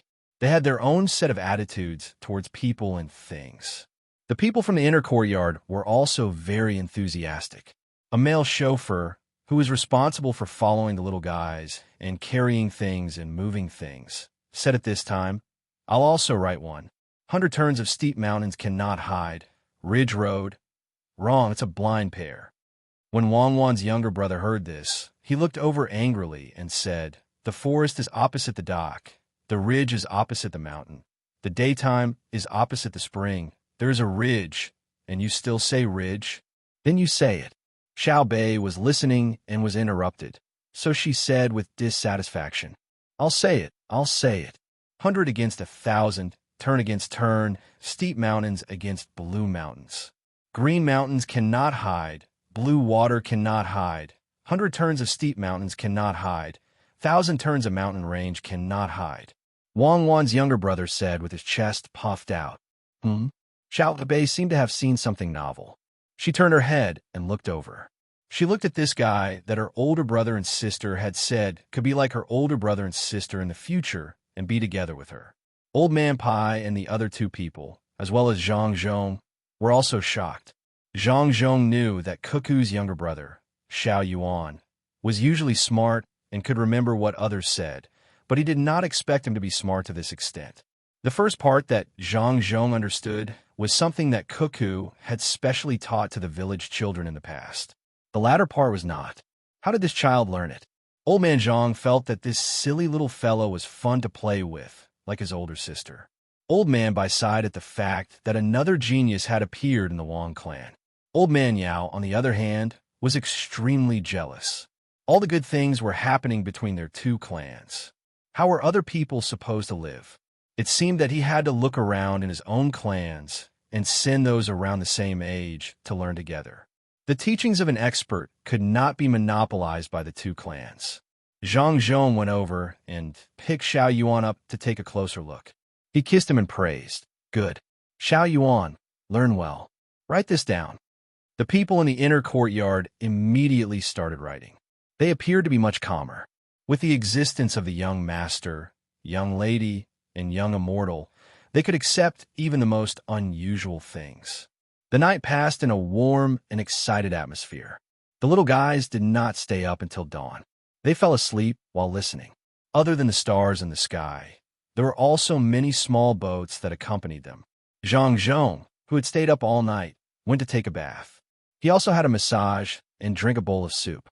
Then, he took the snacks and small abalones prepared by his family and went to work on the road repair and fighting with people. Old Man Pai and the other two were old and did not sleep much. They just needed to lie down for a while, take a steam bath, sit in the carriage, and travel on the newly repaired road. They drank truffle soup and ate buns while they were eating. They also followed Zhang Zhong to work. Bai Shu and Yao Chong originally wanted to relax, but when they were free, they realized that they could not adapt at all. They were destined to be busy for the rest of their lives. Old Man Chong was the same. He worried about this and that. When he came to Lu Zhou in the past, he was on the verge of death. Later on, when he was busy and had to take care of himself, his body recovered. After what happened last night, Old Man Chong began to write a letter to Zhang Jiuling. He warned the servants and the family not to think that they were great just because of the master. Look at the servants of Zhang family and Wang family. Any one of the servant girls could write delicate and beautiful words. They could accompany you in reciting poems and couplets. Even when they were working outside, they did not show the slightest disdain. They knew when to advance and when to retreat, and they knew how to behave. If one day they met their own servants and the servants behaved too much, it would be a slap to their own face. Old Man Pai was also very emotional. He used to think that he knew the Zhang family and Wang family very well. This time, he went one step further. The servants of the two families could recite poems and couplets, write calligraphy, and draw. It was so convenient to use them. He did not know if he should be happy that the Zhang family had so many good servants or sad that they had such capable servants. Old Man Yao swallowed a steamed bun and wanted to eat more. Suddenly, he remembered the Zhang family doctor's words. He could not eat too much. No matter how good the food was, he could only eat until he was 70% full. He reluctantly took back his hand and said, "The fall of a leaf reveals the autumn of the world." The Zhang family and Wang family are unstoppable. If they win this economic war again, it will be difficult for the imperial court to arrange official positions for them next year. Official positions are not difficult. I can see something about the Zhang family. They don't care if there are high-ranking officials with real power. As long as others don't provoke them, they are not afraid. Occasionally, they will scheme against the important ministers in the imperial court and the emperor. It's not a big deal. I feel that they're just playing. They are playing according to the rules of the game. You see, when we came here, the emperor schemed against them once. They showed that they were angry, but they were not really angry. They did not seem to care about this kind of scheme, or it could be said that they looked down on this kind of scheme. They let Xiao Bao and Cuckoo ask for benefits. This is also the existence of rules. If you scheme against others and want to use others, you have to pay an extra price. If you give them the corresponding exchange conditions, they will continue to play with you. If you don't, they will not play.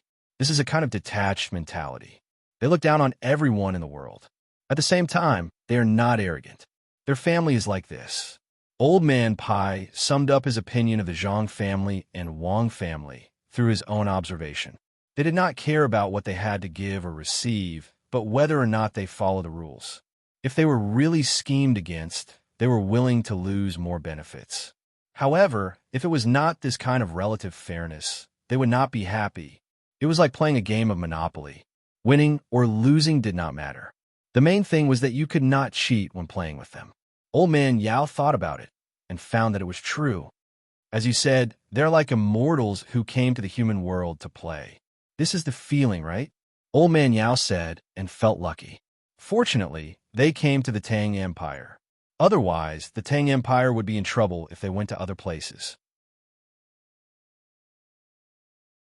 Chapter 647. The sudden news shocked the three old men. Why did they suddenly lower the price? Catch up with Governor Zhang's carriage. Old Man Pai could not figure out how the Tubo people operated. He could only chase after Zhang Zhong and ask him. Xiao Bao had not sent any news for many days, and he did not know if Zhang Zhong could handle it. Did they need to mobilize the experts of the Zhang family? After a while, the two carriages joined together. Zhang Zhong asked him to stop and open the curtains. He looked through the glass window. The three old men walked down one after another. Old Man Chang knocked on the door of Zhang Zhong's carriage. Yongcheng, open the door. Uncle Zhang, official by official Yao, please come in. Zhang Zhong did not know what was going on, so he opened the door and let them in. When the three old men entered, they started to sniff. There was a very faint fragrance in Zhang Zhong's carriage. It was not the fragrance of sandalwood, nor was it the fragrance of agarwood. It was the fragrance of flowers, but they did not know what flowers they were. When they looked at Zhang Zhong's carriage, they found that it was changed. It was not the original one. It was more spacious than the original one, and the layout inside was slightly different. Old Man Pai looked around and was not in a hurry to talk. He asked, Yongcheng, your carriage? It was changed. The original carriage was taken away by my father. My father also has an official position. He needs a good carriage when he goes out. I wanted to make a new one for my father, but he did not agree. He took away my carriage and asked me to make a new one. All fathers in the world are like this. They give good things to their children. When Xiao Bao and Cuckoo come back, I will ask them to help me decorate the carriage. They have a lot of ideas and know what to do. An old man can be comfortable. Official Bai, are you smelling the ink? Here, the ink made by my family was just made not long ago. Xiao Bao and Cuckoo said that the fragrance of lotus flowers was good, so Hua Jing suggested it. The cuckoo is said to be pure and clear, to be seen from afar, but not to be touched. It is the flower of a gentleman, so I added it to the ink. Between the lines of painting and calligraphy, the ink contains a fragrance, faint but not dissipating, not disappearing for a long time. It lingers around a gentleman. Why should I fear enchanting? I used it. Although I am not a gentleman, I have a pure and clear heart. Zhang Zhong explained the reaction of the carriage and the three old men. Ah, there's such a good thing? Yongcheng, if you have good things in the future, you have to think about the poor old man first. The things in your family are not stained with gold or silver, nor are they inlaid with jade, but any one of them is not simple. I just ran out of ink. Last night, I was worried about where to find more ink. You have some? Give me a few pieces. I will use them first. Old Man Pai's eyes lit up when he heard Zhang Zhong's words. Good things, really good things. He was really good at hiding. If he didn't come here today, he didn't know how long he would be kept in the dark. The things in the Zhang family were really good. They were grand, but not extravagant.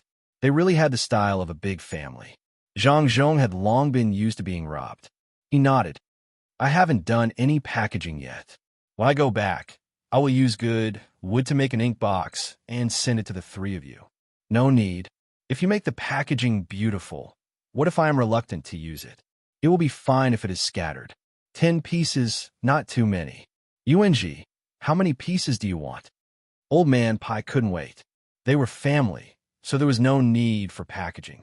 He asked for 10 pieces right away. He didn't know how long he was going to use it, so he turned to ask Yao Cheng. Yao Cheng also liked the ink used by Zhang Zhong. He nodded embarrassedly and whispered, same. Old Man Chang saw that Old Man Pai didn't mention him, so he hurriedly said, same for me. He wanted to send it to Zhang Jiuling. Others saw Zhang Jiuling as a master, but he saw him as his own son.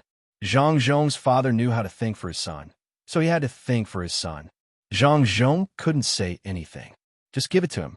30 pieces of ink, and it was gone. Fortunately, his family made a lot of ink. Otherwise, there wouldn't be enough to send. After talking about trivial matters, old man Yao began to talk about business. Yongcheng, your family has enough food to make wine this time. You don't need to spend too much money. It's cheap, so the price has been lowered. But in the future, it will be expensive to use chicken soup, so the price has been raised. Zhang Zhong suddenly understood why the three old men came. It turned out that it was because of this matter. He took out a piece of paper from the drawer in the car, spread it on the small table, and said to the three old men, I just heard about it. Xiao Bao has already informed me in advance. There's a way to deal with it. Let's see. The three old men didn't expect that the news that just came today would be expected by Xiao Bao, who had disappeared for many days. They gathered together to look at it. It was indeed Xiao Bao's handwriting. Xiao Bao's handwriting was different from other people's handwriting. The middle part of the handwriting was straight and rigid, while the surrounding parts were erratic and unpredictable. It wasn't like Cuckoo's handwriting, which was guarded and didn't stop, but looked for the edges. It was soft and firm, and the tip of the pen hid the tip of the blade. It looked like it was written by a woman, but it was impossible to guess the woman's temperament. Not bad, or it could be considered a small achievement. But Xiao Bao's handwriting had been practiced for a long time, but it was still very confusing. If one looked carefully, one could see the knife light and sword shadows, and there were loopholes everywhere, which made people not dare to enter. After staring at it for a long time, they felt like they had entered a trap, which was very uncomfortable. That's right, the handwriting now was like that. Maybe it was a letter from home, but it didn't pay attention to the structure of the writing, so it was very simple. Father, I reckon that they will use another method. That is, when purchasing food at a high price, they will suddenly lower the price and raise the price of other goods. I thought about it, and with that little trick of theirs, the biggest possibility is that they will raise the price of poultry and livestock to a very high price. It's not a big deal. If it's someone who knows a little about economics, they will think that the other party is trying to change the target of their attack. But what I think is that the other party doesn't have enough funds, so they will release a small amount of goods in anticipation of the next step of raising the price. We can first release the news that there is a large amount of food coming to Jiannan, but we can't really release the food that our family is transporting from other places. Our goal is to give others, other than the other party, the impression that the price reduction was due to our family behind the scenes. Let's not worry about the price increase of poultry and livestock for now. We must stabilize the price of salt and oil first, especially the price of salt. Let them do whatever they want with meat. If the price of food is low and the price of meat is high, then it's fake. If they raise the price of food again after a short period of time, then our family will focus on the transportation of goods. Originally, I didn't want to take it out now, because that would make it seem like I'm using other means in this economic war. Although this is a very normal matter, I don't like it. It's just that the road is being repaired, so it won't be good if we don't take it out. As long as the price of food rises again, returning to the price before the price reduction, or even higher, we will take out our three-wheeled truck and directly attack the transportation industry. They will be fools. Just like in normal military warfare, they are playing with unconventional moves. If he wants to build a plank road, we will take drastic measures to deal with him. We will catch him off guard and attack him when he is unprepared. We must not accept the grain they release. It is easy for them to fall into a trap. Son Xiaobao. Chapter 648. Old Man Pai and the other two looked at Xiao Bao straightforward and slightly long-winded words. If it wasn't for the fact that it was Xiao Bao's handwriting, they would have thought that it was written by someone else. After all, this prediction was too accurate. Xiao Bao and Cuckoo were in Tubo, and there hadn't been any news from them for a long time. This was all written beforehand. Is it true that the price reduction this time is only for a short period of time? Are the Tubo people really out of money? Old Man Chong was very confused about economic matters. After reading the letter, he wanted someone to confirm it. Old Man Pai and Old Man Yao also weren't sure if this was the case. They could only look at Zhang Zhong, wanted to see if Zhang Zhong would follow what Xiao Bao had written in the letter. In their opinion, this was a big matter. Zhang Zhong should go and ask the expert behind him. Zhang Zhong had already read the letter several times. It wasn't that he couldn't remember the contents of the letter, but that he wanted to see his son's handwriting. He had already memorized all the plans. Now that he heard the news of the grain price reduction, he immediately ordered people to spread the news. Thus, starting from Idyll, the grain price reduction was acknowledged by the Zhang family. The Zhang family had spent a large amount of money to transport grain from other places. Thus, the grain price had dropped. 3 days later, this news spread to other places in Jianan Circuit as if it had grown wings. Some people actually sent fast riders to other places to spread the news. It was unknown whether it was because of some special purpose or because they were willing to be good people. Boss Chi was preparing to release grain for 2 more days to create a rush to buy grain. When the time came, he would raise the price and give people the impression that it wasn't a problem of the grain price, but that Jianan Circuit really didn't have any grain. This would cause the people to temporarily stop their usual habit of buying grain bit by bit and turn it into an explosive stockpile of grain. In the end, before he could completely release the news on his side, the news of the Zhang family releasing grain came from Idyll. When he first heard this news, Boss Chi was really shocked, thinking that the Zhang family was really releasing grain. But after thinking about it, he realized that something was wrong. Zhang Zhong had opened the Chongping warehouse in Idyll. There seemed to be a lot of grain, but when it was spread to the entire western region of Jianan Circuit, it wouldn't be of much use. It could only be used for emergencies. The other prefectures also had Chongping warehouses, but unless it was a disaster, they did not dare to open the warehouses as Zhangzhong did. Only when there was an emergency would they take the risk of sending memorials to the capital requesting to open the warehouses while opening a small amount of grain to release. Another possibility was that the Zhang family had transported grain from other places. This was even more impossible. The Zhang family's ships would inevitably pass through Idyll, and he had his own people there. If there really were a large ship transporting grain, someone would have already warned him. I understand. Zhang Zhong wants to use my hand to make a good reputation for himself. So that's how it is. I was wondering when the Zhang family would have grain. Humph, what a good idea. After thinking about it, Boss Chi finally understood the reason. He felt that Zhang Zhong was using his hand to gain benefits. After hearing the news, the other merchants gathered to discuss the matter with Boss Chi. When they heard Boss Chi's words, they revealed a look of realization. Boss Chi, should we stop releasing grain?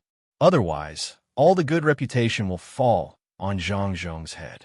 At this time, one of the merchants opened his mouth and asked. The other merchants were also waiting for new orders. They now thoroughly knew what kind of person Master Chi was. Each of them was filled with regret, but there was nothing they could do.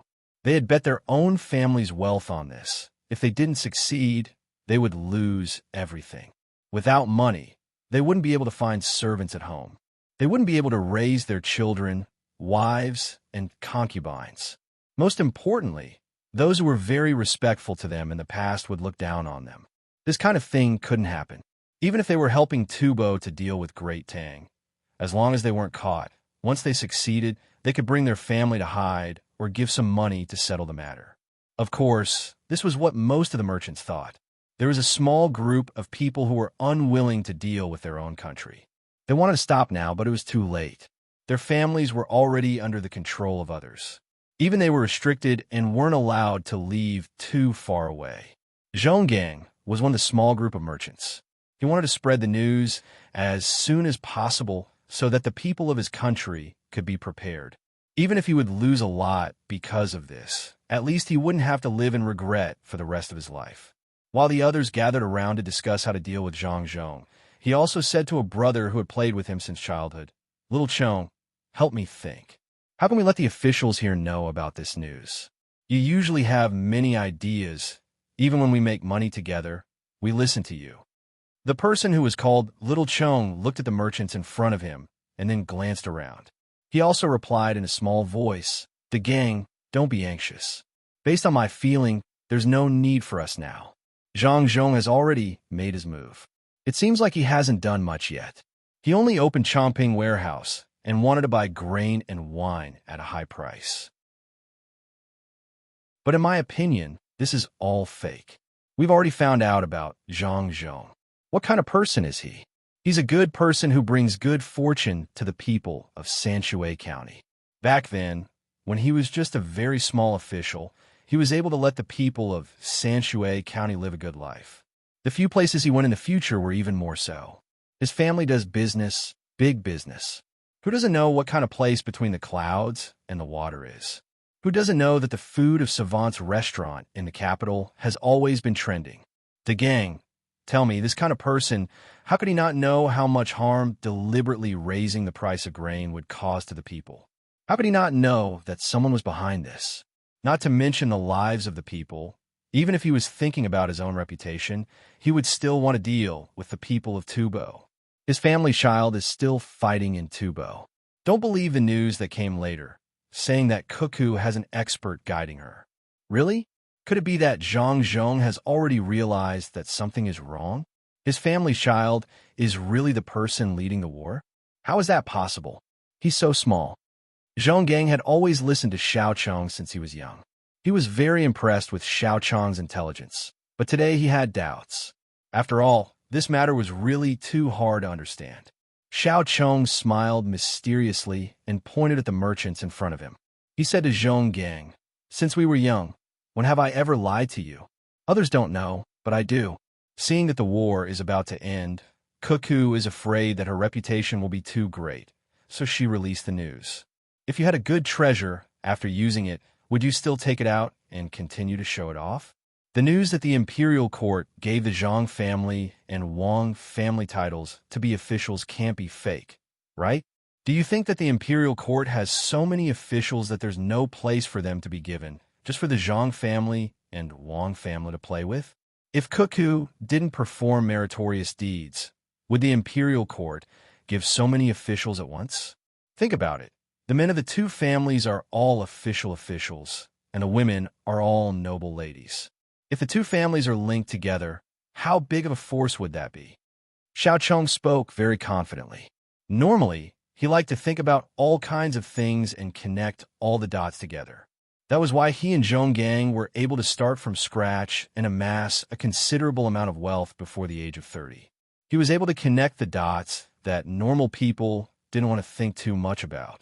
The more Zhong Gang listened, the more he felt that this was the case. After hearing Xiao Chong's words, he finally relaxed. However, just as he was feeling more comfortable, he heard the merchants in front of him laughing meaningfully. His heart was in his throat again. He asked Xiao Chong, I still don't feel confident. The Tubo people have already collected a lot of grain and even sent a lot of powerful people to hold down the fort. On the surface, I know that the Qi guy is taking the lead.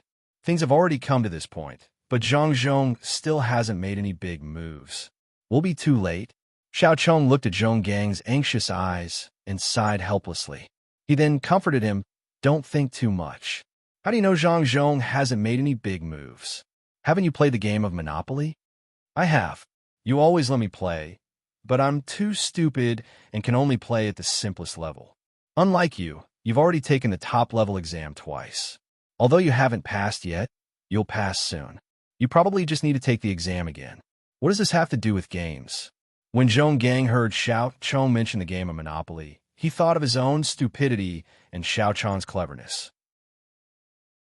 It wasn't that he didn't want to play a higher-level game, but that he couldn't pass the exam. In the end, it was no longer a game. The rules changed again and again. The most amazing thing wasn't the players, but the people who made the rules. It was said that there were still many rules that hadn't been released yet. However, the current situation didn't seem to have anything to do with the game of Monopoly. To have a brother like you, I'm lucky. I don't have to worry about being stabbed in the back. Someone like me can't even get into the top-level exam. Do you know what the top-level exam is? It's not a game. There are a lot of things involved in it. Let me put it this way.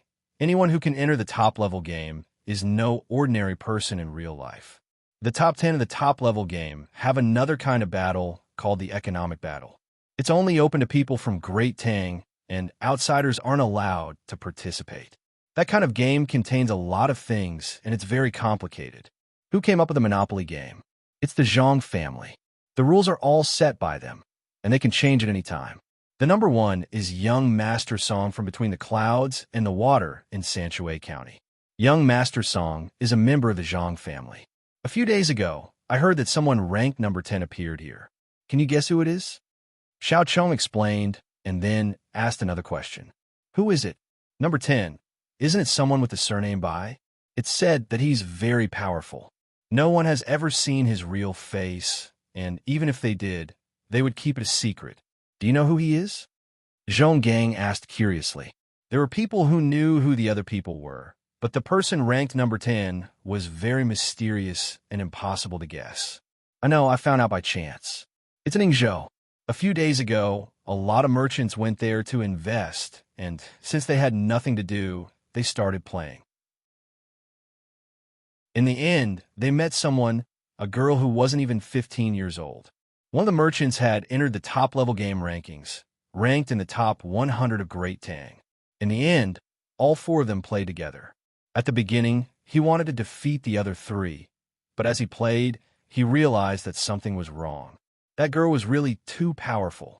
In the end, he had no choice but to team up with two other people who were also very powerful, about the same level as me, to deal with that girl.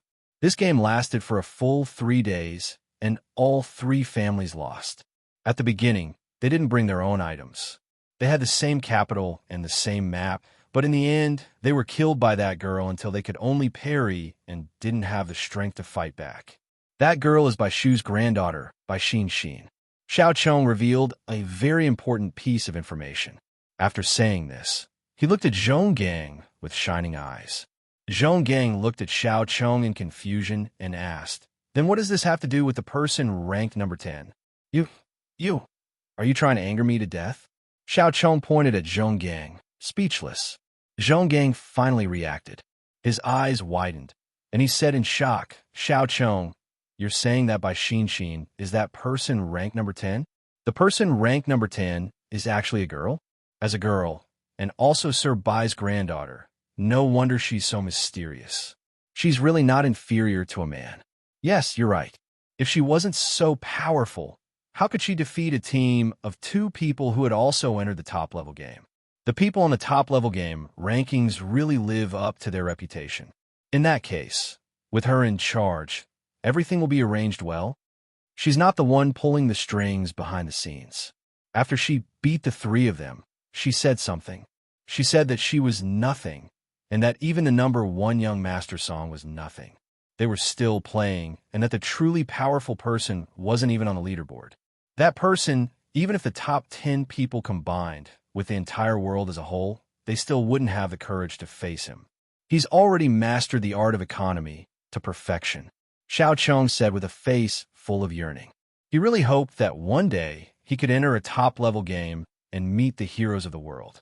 It would be best if he could first play a game with Bai Xin and see what kind of ability the person ranked number 10 had. Zhong Gang didn't think too much about it. He couldn't enter the game anyway, so he wouldn't have a chance to play with that person. Once the person reached a certain level, he would no longer be an opponent, but an existence to look up to. After hearing Xiao Chong's words, he thought for a moment and said, "Xiao Chong, are you saying that the more powerful person is in the Zhang family, and this time you'll make a move? Who is he? How would I know?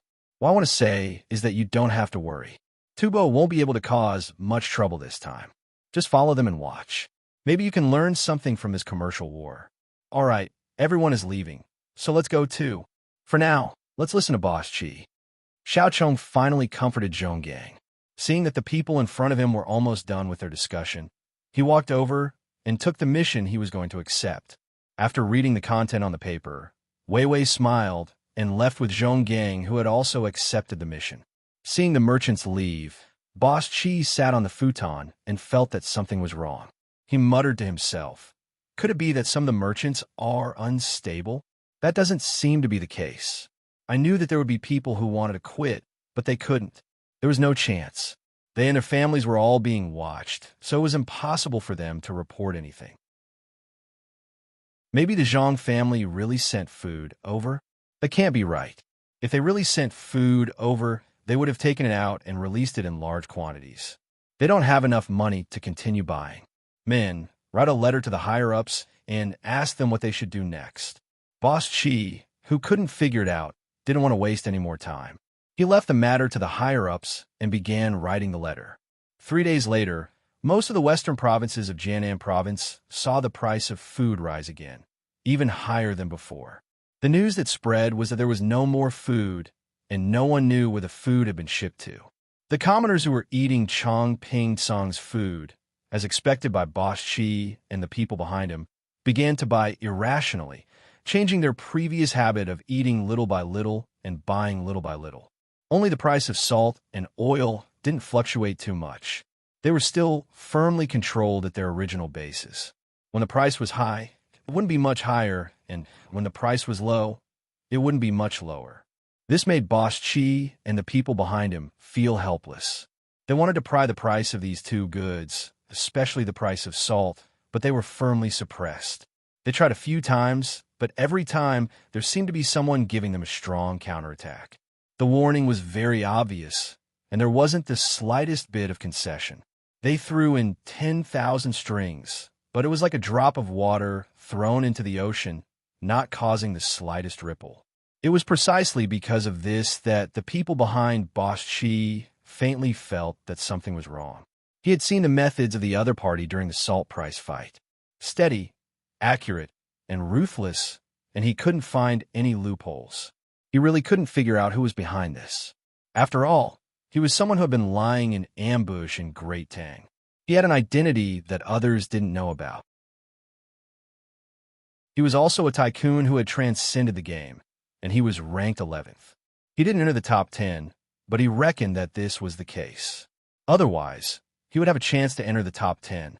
He felt that even if he were to fight with that person's surname Song, he would have a 60% chance of winning. But when faced with the salt and oil price fight, he suddenly felt as though he was facing a mountain and an ocean. Who was it? Who was it? Who was the mastermind behind the scenes to fix the price of the two goods so firmly? Thus, he became anxious. He wanted to end this economic war with Jiangnan Circuit as soon as possible so that he could reinforce his country. He couldn't delay any longer. If that person were to make a move on the grain price and livestock, he didn't have the confidence to win. The price of grain in Jiangnan Circuit quickly rose, and it continued to rise. The commoners rushed to buy it, and among those who had grain, a small portion of them still kept it for Zhangzhong. Zhang Xiaobao was prepared to give them more benefits after this matter was settled, and half of them sold their grain to the merchants led by Boss Chi. As for the remaining portion, they took out their grain and sold it themselves. The entire western region of Jiangnan Circuit was in a precarious situation, and there were already officials who had written memorials and sent them to the capital, asking if the capital would allow Chong Ping Song to be used. The leading official in the capital, Li Longji, wasn't anxious at all. According to Zhang Jiuling's words, with the Zhang family overseeing the situation, if they still needed to use Chong Ping Song, then they would be underestimating the Great Tang too much.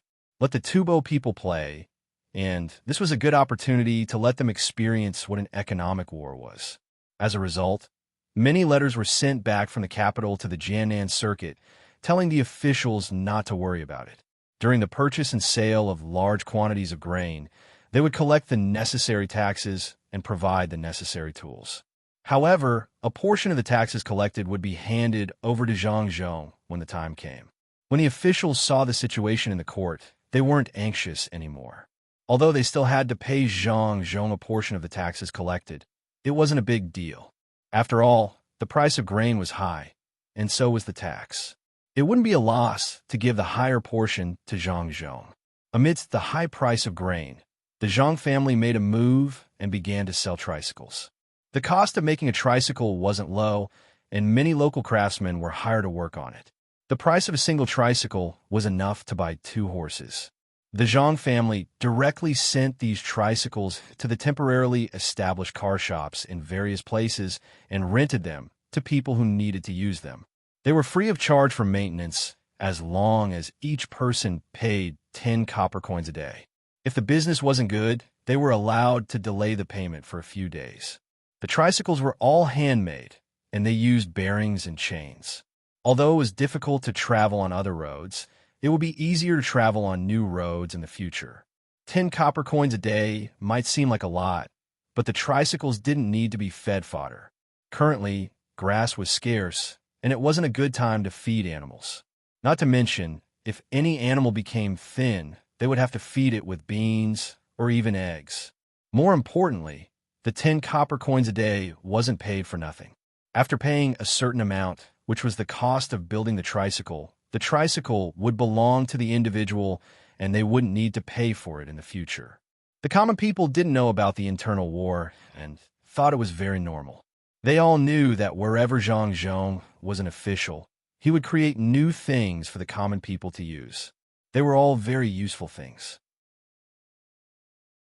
Moreover, the Zhang family didn't gain much from this. The Zhang family was a good official and a good family. Therefore, many people who originally wanted to spend a lot of money to buy animals didn't buy this time.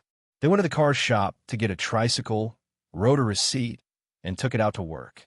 The seemingly insignificant tricycles made the person behind the Qi family dumbfounded. He had just raised the price of the animals and was preparing to sell them bit by bit to make more money. He didn't expect that after he controlled the price of grain, he couldn't sell the animals he bought.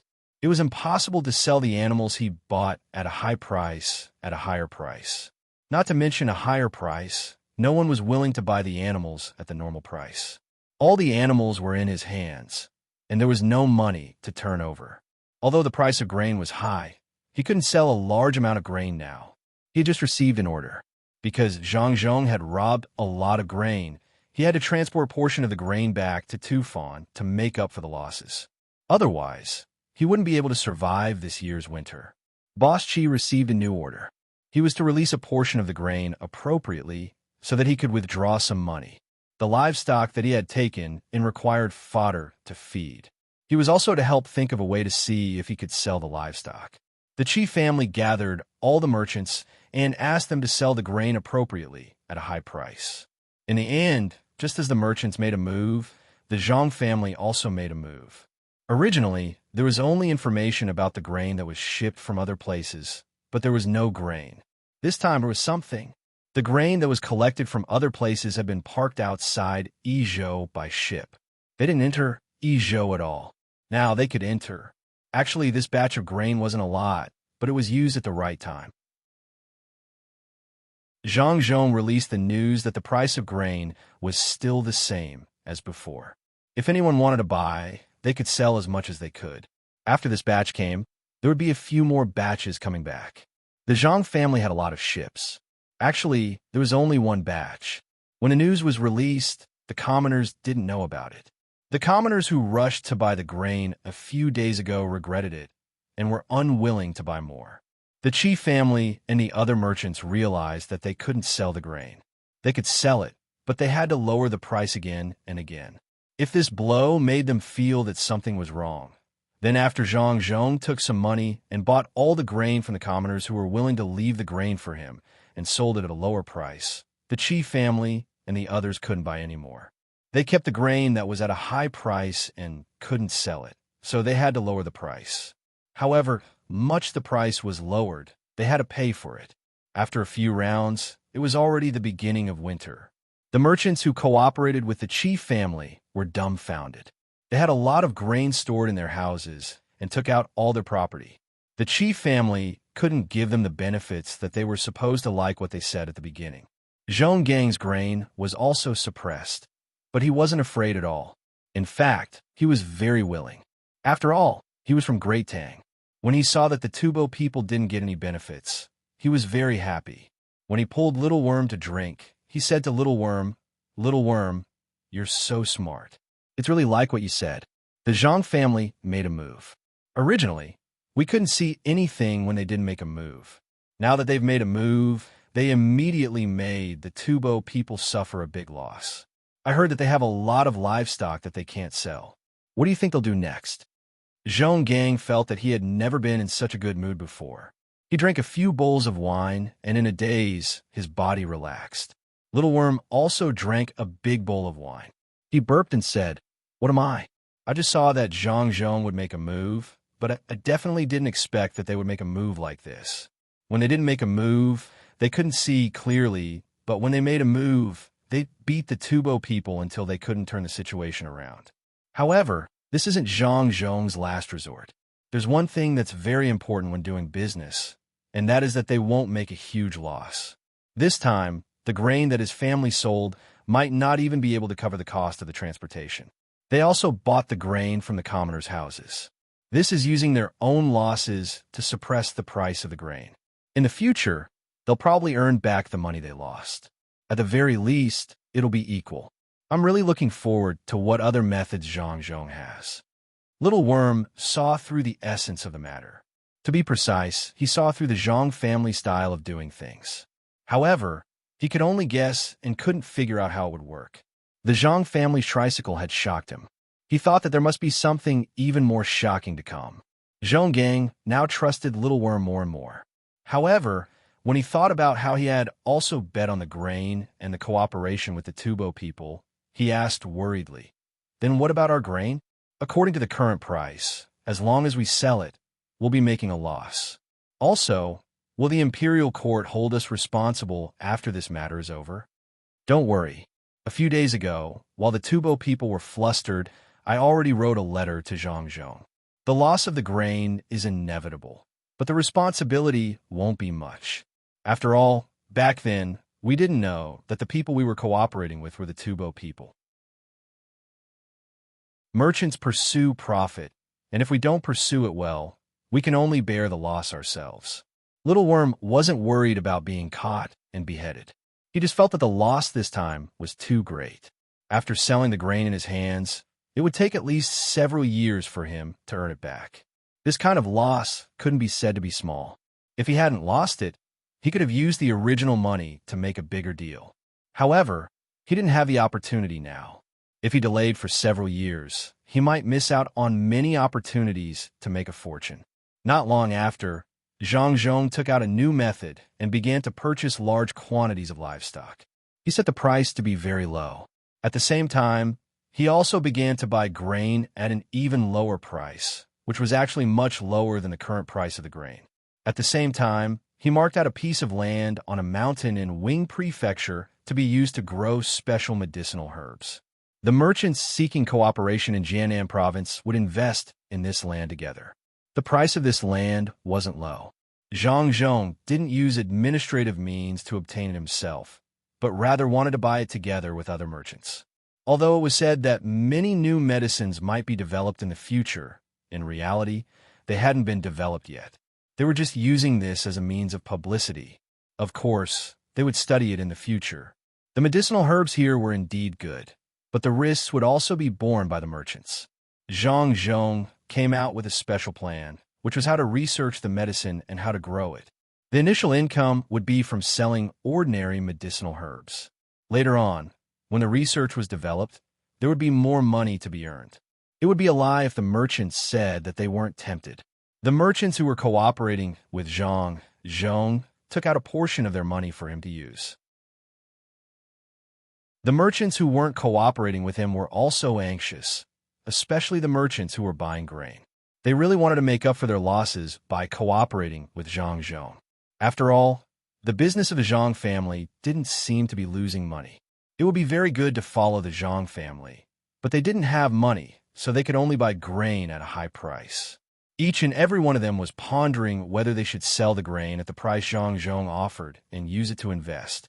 Even if they only sold a portion, they would lose a portion. While they were still hesitating, Zhang Zhong once again released news that he would build beautiful houses on the newly built road and sell them to others at a very low price. He would also set up a jewelry store, and soon, a large number of pearls would be shipped from the seaside. When other people buy jewelry, the price wouldn't be as high as it was now. The person behind the chief family became even more anxious. He had food and livestock in his hands. The method he used to come here was to mortgage property and jewelry in batches. Then, he used the money from the mortgage to buy a house. Then, he used the money from the mortgage to get a lot of money from the bank. Every time, they would send a different person. They would also try their best not to find the same bank. The jewels in the past were no longer valuable, and the original bank was no longer willing to lend money. The bank had suffered a huge loss and needed to collect funds. Zhang wanted to build better houses, so he used the money from the mortgage to buy the houses at a low price. He couldn't expect to continue to get money from a bank. He could choose not to sell the grain, but the livestock needed to eat.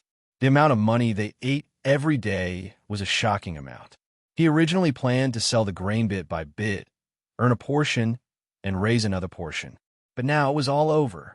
At this time, if the Tubo people who were in charge of economic warfare still wanted to use the food and livestock in their hands to cause a huge impact to the local economy, then with Zhang's hand, this person would be completely dumbfounded.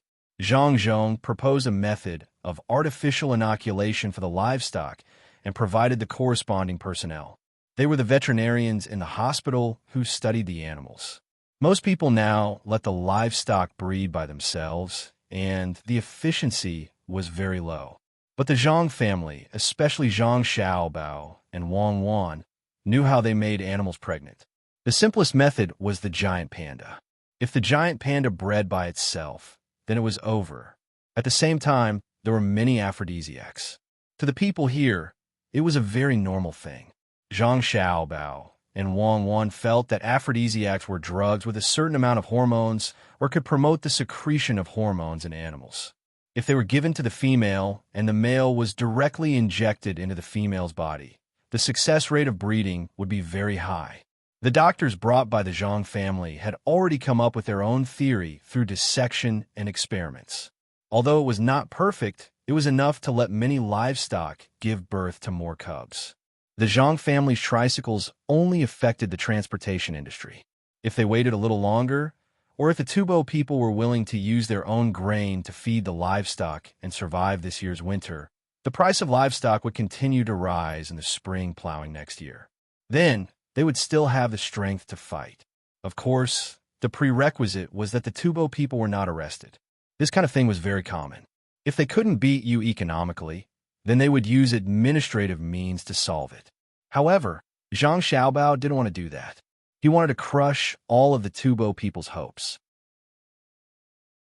He wanted to clearly tell the Tubo people that they couldn't fight with swords and guns. They also couldn't play economic warfare. I don't want to use other means to deal with you. I will let you choose all the areas you want. I will accept all of them. I will beat you until you lose all confidence. Zhang Xiaobao did it. Once the breeding technology was introduced, the livestock would lose its original demand. The people also didn't have to worry. During the spring plowing next year, they would use manpower to plow the land. After a year, there would be a lot of cheaper livestock to use. After all, Zhang had promised that he would transfer more livestock from other places. At most, they would work hard for a whole spring. They wouldn't have to spend a few times more money to buy livestock. If they really wanted to buy livestock, one was whether they could afford it. Another was that they would rather spend more money and not farm. That way, they wouldn't lose so much money. Zhang took drastic measures to deal with the Tubo people. He used both real and fake methods to force the Tubo people to the point that they couldn't do anything. Master Qi had already been transferred over. Master Chun, who was in charge of purchasing horses, also went over to discuss a solution. The person in charge had been beaten until he lost all confidence. He finally knew who his opponent was. It was the people from the Zhang family. Moreover, it was the same person who competed with him for the salt price and oil price. In order to ensure that he wouldn't be exposed, the person behind the scenes wore a mask. His voice was hoarse. It was unknown whether he had taken medicine or was pretending. A few people who followed the operation were gathered together. The masked person finally spoke. You can call me number 1 or Mask. As for who I am, there is no need for you to know. Now let's talk. What should we do? Master Qi looked at this person who he thought was very powerful but lost. He said, "Our opponent is Zhang."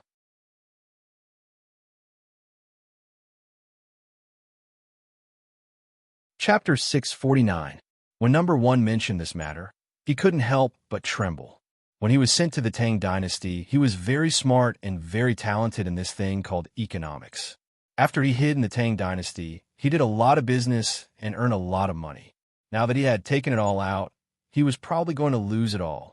When a Monopoly game was first released, he thought that it was a game for children and didn't take it seriously at all.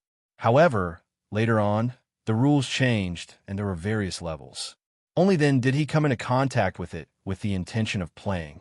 When he started playing, he realized that things weren't as simple as he thought. That's right, the lowest level of the Monopoly game was really meant for children to play. However, the higher the level, the more different it became. It had already transcended the existence of the game. When it reached the top level, it would be completely different. It had nothing to do with the game at all. All the operations were based on reality. There were all kinds of rules inside. If one wanted to play well at that level, they had to be very powerful in reality. Even so, he wasn't worried. Ever since he entered the rankings, he realized that he had the ability to fight with the people in front of him. He wasn't afraid of anyone, even the person surnamed Song, who was ranked first.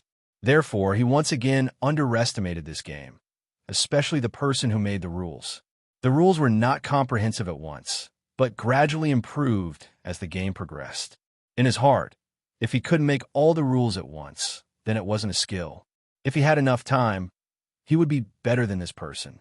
However, in this economic war, he finally understood that his opponent must be the person who made the rules of the game. This was because he saw a lot of things from it. He understood why the rules kept changing and gradually improving. It wasn't that that person didn't want to fix the rules the first time, but as new things came out, the original rules couldn't be used anymore. Rules were perfected with each new thing. That person must have thought of this back then, so leaving a loophole in the rules was not for others to take advantage of. Of course, it was your ability to take advantage of it. The most fundamental reason was to encourage people to discover more new things.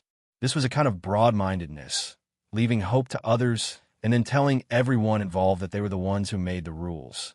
If they wanted to join, they had to understand more of the current affairs, or else they could only play along with others.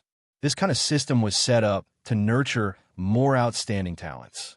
That person seemed to really want someone to surpass him one day and surpass him. He sacrificed his own interests to pave the way for others. Therefore, this person did not enter the list because he was afraid that others would lose again and again when facing him and lose the confidence to advance. This person would always hide behind the scenes. Only when the rules were being perfected would he quietly come out and take a look around before continuing to retreat. He was someone who truly cared about the country. His breadth of mind was already shocking, but what surprised him even more was his methods. This time, he had lost without resentment. When he manipulated the salt price and oil price, he had already been warned. He was the one who refused to accept it. When he was worried, he still wanted to compete.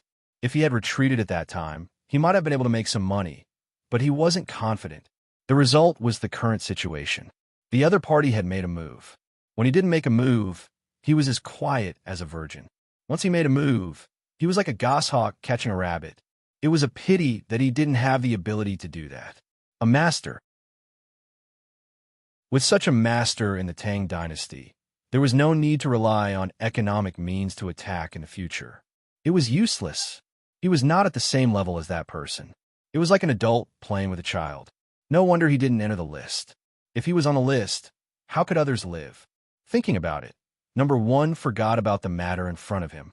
He sat there, looking at the door in a daze. The others didn't know how big of a blow number one had suffered. They thought that number one was thinking of a way to defeat the other party, so they didn't dare to disturb him and just waited quietly. It wasn't until the sound of an unknown bird came from outside that number one broke free from the state of fear and found that his clothes were wet at this moment. Mask, have you thought of a good idea? Old Master Chen saw number one turn around and asked. The solution is to immediately sell all the food and livestock at a low price to Zhang Zhong. We will take the rest of the money and run away. I will personally ask for punishment from my country. This time, it's not your fault.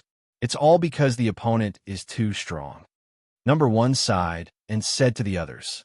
Everyone was stunned. Run? If we sell at a low price, we will lose a lot. We will lose at least half of our original capital. This is the loss after we used a special method to transfer more of the risk to the local bank. Otherwise, if it was all our money, we would really lose everything. Can't we think of another way? After all, the food and horses are in our hands. We don't have enough food here, and the same goes for the livestock. A lot of the news that Zhang Zhong released is false. If we persist, maybe he will be afraid. Qi Dongjia looked at number one in disbelief. Could it be that number one really admitted defeat? If that was the case, they would really have to sell the livestock and grain locally. Otherwise, if they were to transport the grain back, it would be troublesome. They would be easily attacked by the Tang army. After all, they were too big of a target. Number one also didn't want to retreat like this. He would think of a way to transport a portion of the grain back. The rest couldn't be left behind.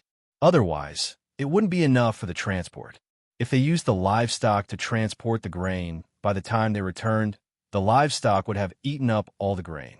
Their original plan was to raise the price of all the grain and then use the livestock and grain from Tubo to supply the grain.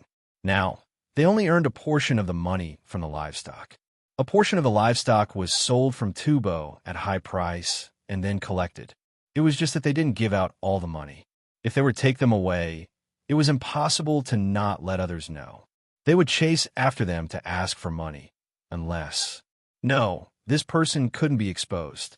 He was still useful. Reporting, number one, it's not good. The Zhang family has made a new move. They released some kind of technology. It is said that it can be used to avoid plowing and increase the grain output. They want to test it in several places in Jianan Road. They have already found someone to sign a contract. If there is a loss, the Zhang family will compensate.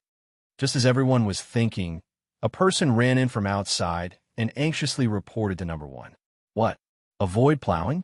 How can there be such a thing? Not good. Quickly retreat, otherwise it will be too late.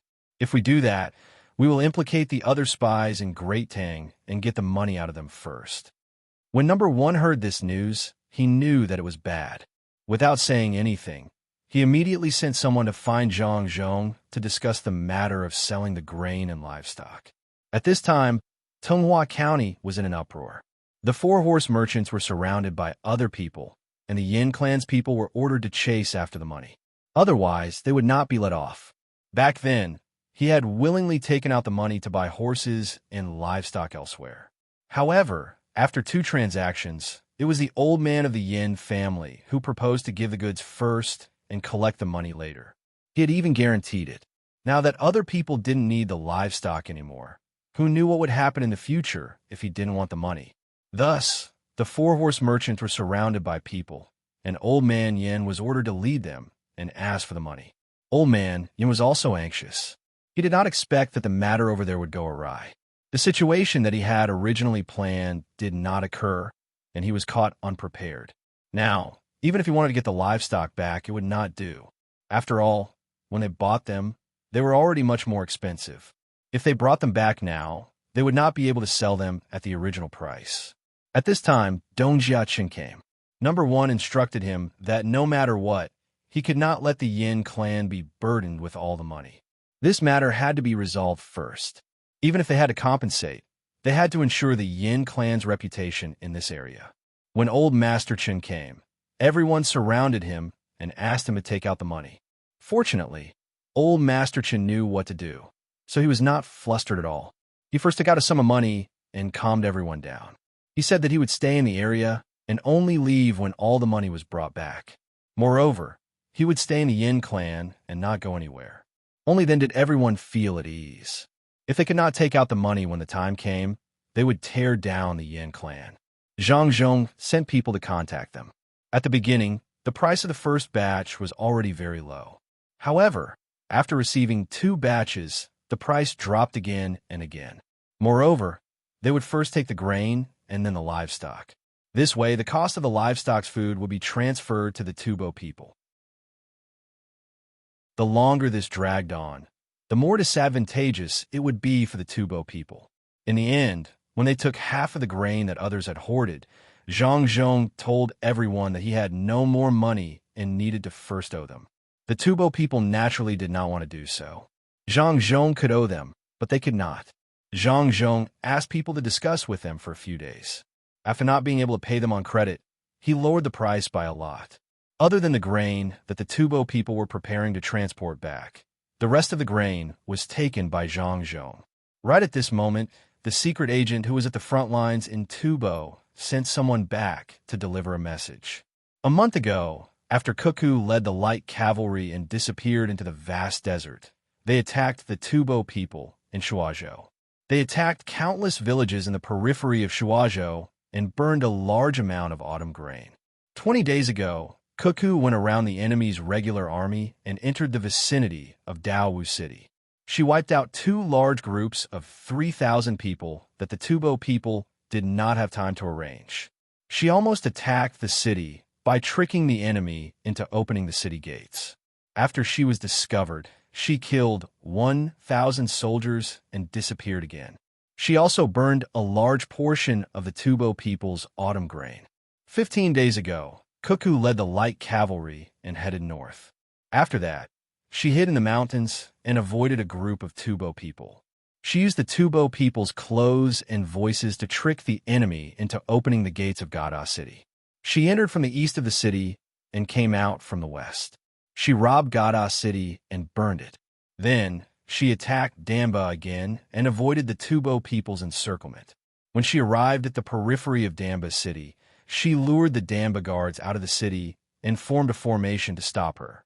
Then, she returned and massacred a group of 2,000 people from a small tribe that the Tubo people had sent as reinforcements.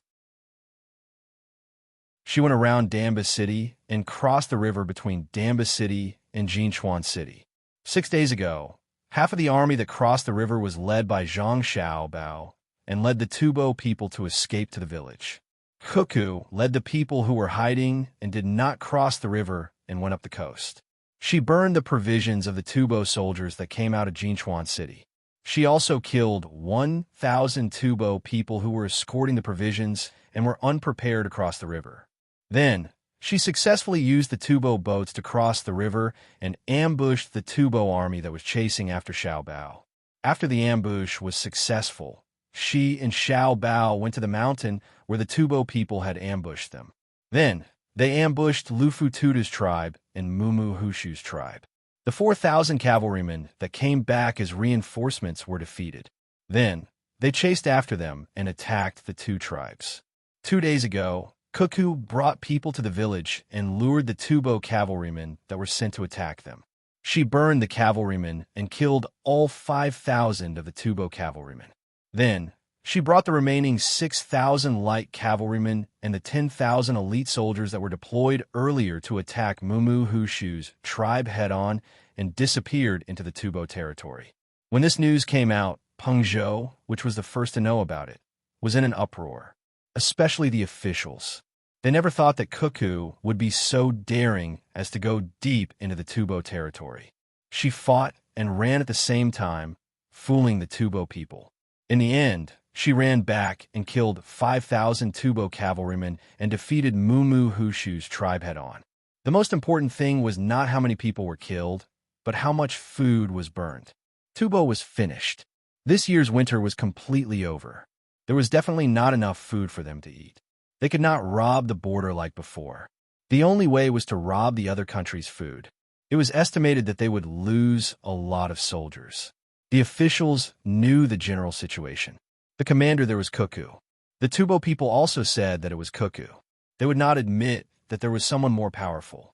The first thought that appeared in the minds of the officials here was that they must send the taxes collected this year to Zhang Zhong in time. They must be more proactive and not wait for Zhang Zhong to send people to urge them. It would be easy for Zhang Zhong to misunderstand that they did not want to give the taxes to him. Then, what would happen to his daughter-in-law when she returned? Also, the officials were worried about Cuckoo. The Tubo people were killed until their eyes were red. There were so many of them, but they could not catch a little girl. The little girl came and went as she pleased. They sent out many soldiers to block the entrance. No matter what, they could not let Cuckoo escape. The officials were all afraid that Cuckoo would be blocked. At this time, Cuckoo was suddenly very contradictory in their hearts. She was not a demon, but a little girl who was going to be bullied by many adults. A very cute little girl. Zhang Zhong was also worried. He did not expect that his daughter-in-law could be so good. After disappearing for such a long time, she shocked everyone when she reappeared.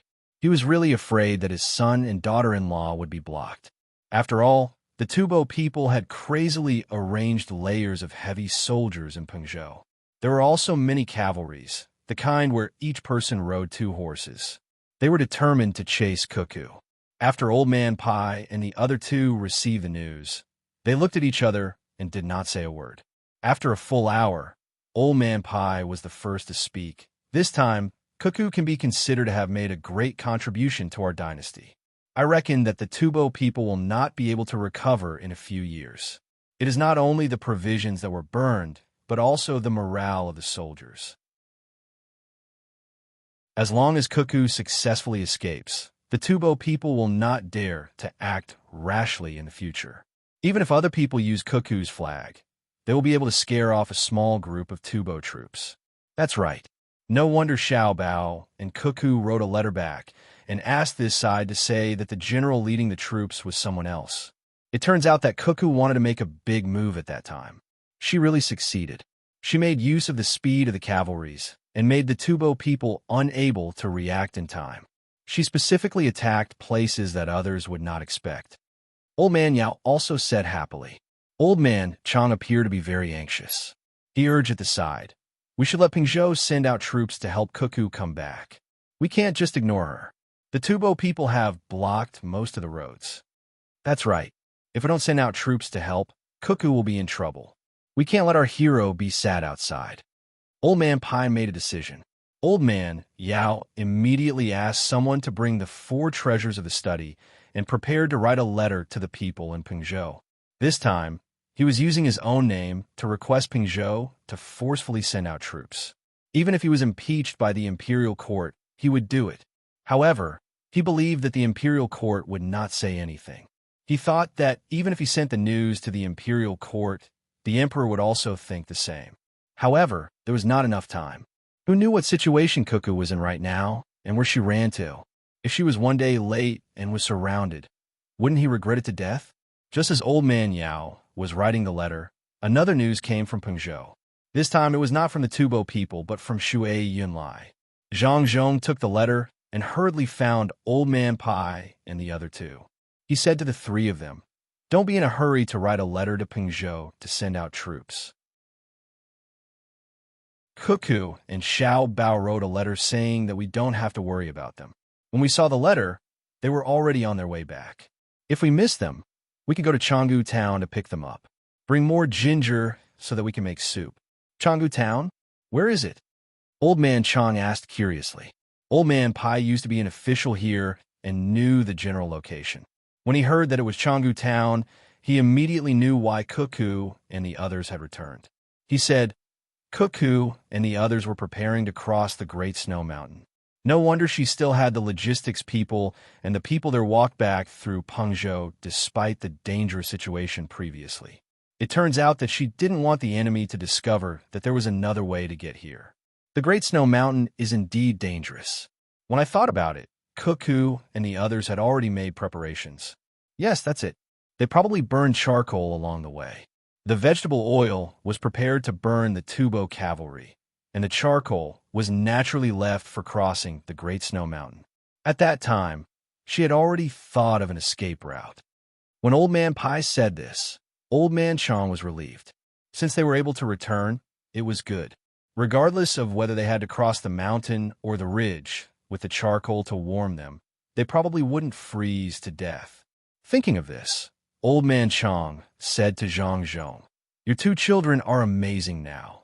One is leading the army over there, and the other left a plan early on to win the economic war over here. One is a scholar, and the other is a warrior. We don't have to worry about them in the future." After Zhang Zhong knew that his son and daughter-in-law were fine, he was happy. When he heard Old Man Chang's praise, he smiled so much that his eyes narrowed into a line. He said humbly, "You flatter me, you flatter me. The children still need to learn more. They can't think so highly of themselves just because they have some ability. When they come back, I will teach them a good lesson." Here is also Xiao Bao's plan. He wants us to sell grain to Tubo. He said that in the spirit of international humanitarianism, we can't just watch the Tubo people starve to death. We have to help them and sell the excess grain to Tubo. They only need to pay a little bit of horses and livestock. Because the price of grain this year is too high, we can't ask for too low a price. Otherwise, the local people will suffer. We will sell to Tubo cheaply at 50 copper coins for a bucket of millet and 65 copper coins for a bucket of rice. This price is only slightly higher. Of course, because we have used new technology here, the price of livestock will be lower. In the past, it used to be 5 strings of coins for a horse to pull the carriage. Now it is 3 strings of coins. Also, since they are coming from Tubo, they will get thinner along the way. When they reach Great Tang, they must be nourished with good food. Let Tubo fork out another 500 copper coins, which is 2 strings of coins for a horse. The rest of the livestock and good horses will be sold according to this price. Zhang Zhong said modestly. He then took out the letter written by his son and read it to the 3 old men.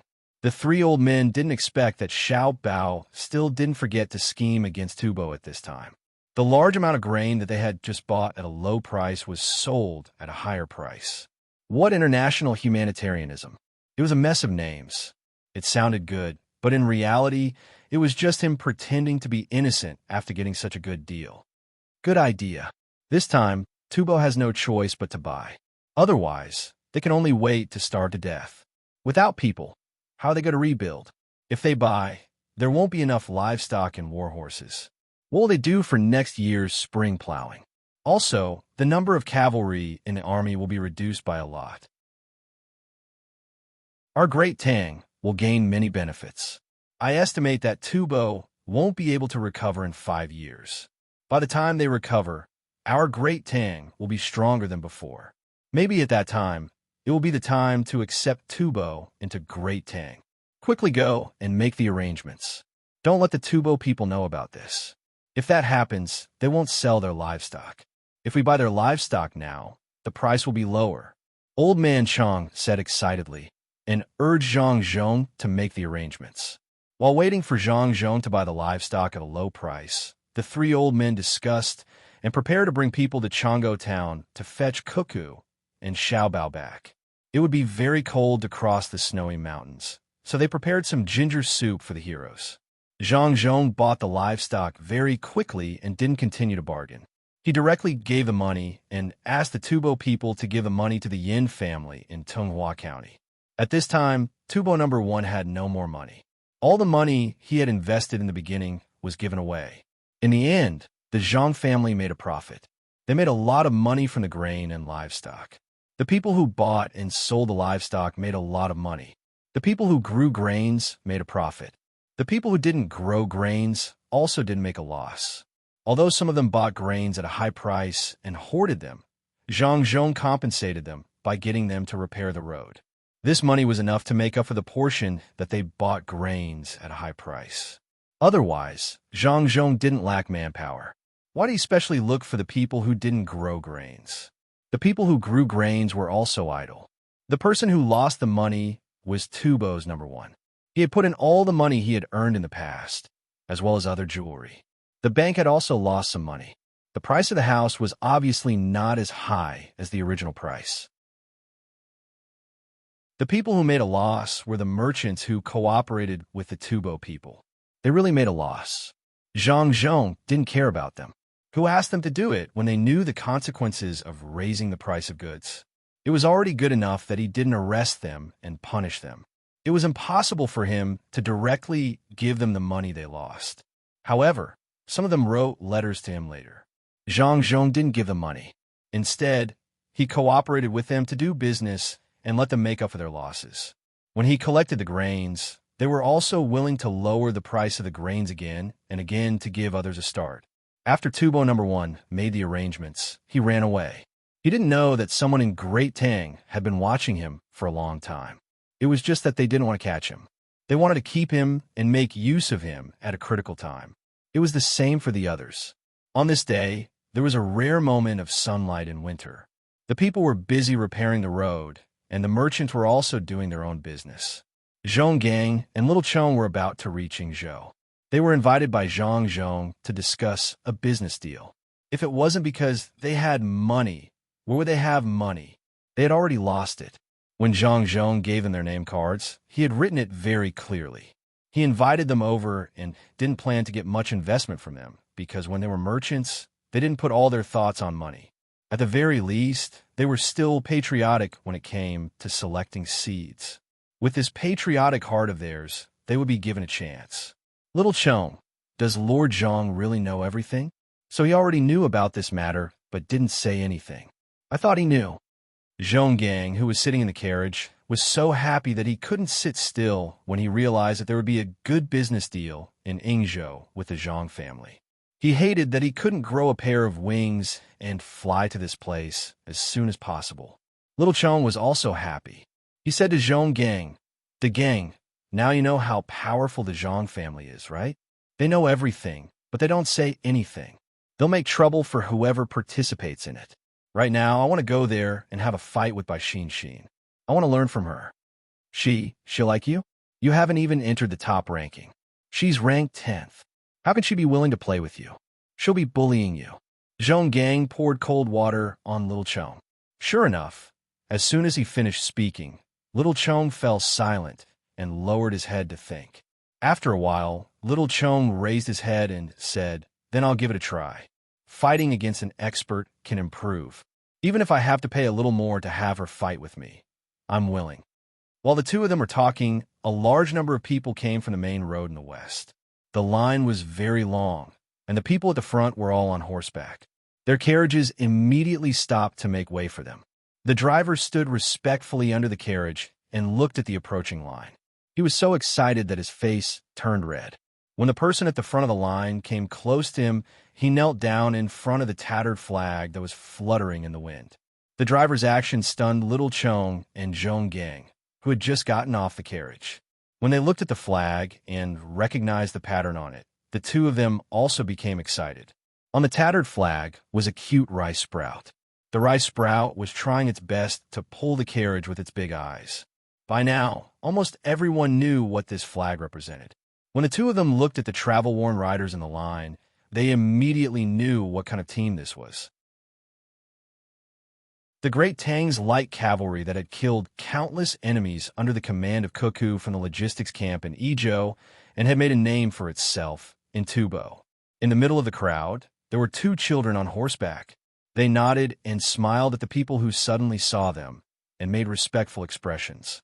The boy looked very energetic, while the girl was smiling like a flower. When the people on the road saw them, they all felt that these two children were so cute that they couldn't describe it. How nice would it be if they were their own children? This was especially so for the girl. She was so bright, and her sweet smile made people feel very comfortable. It would be even better if they could hug her and give her a big kiss.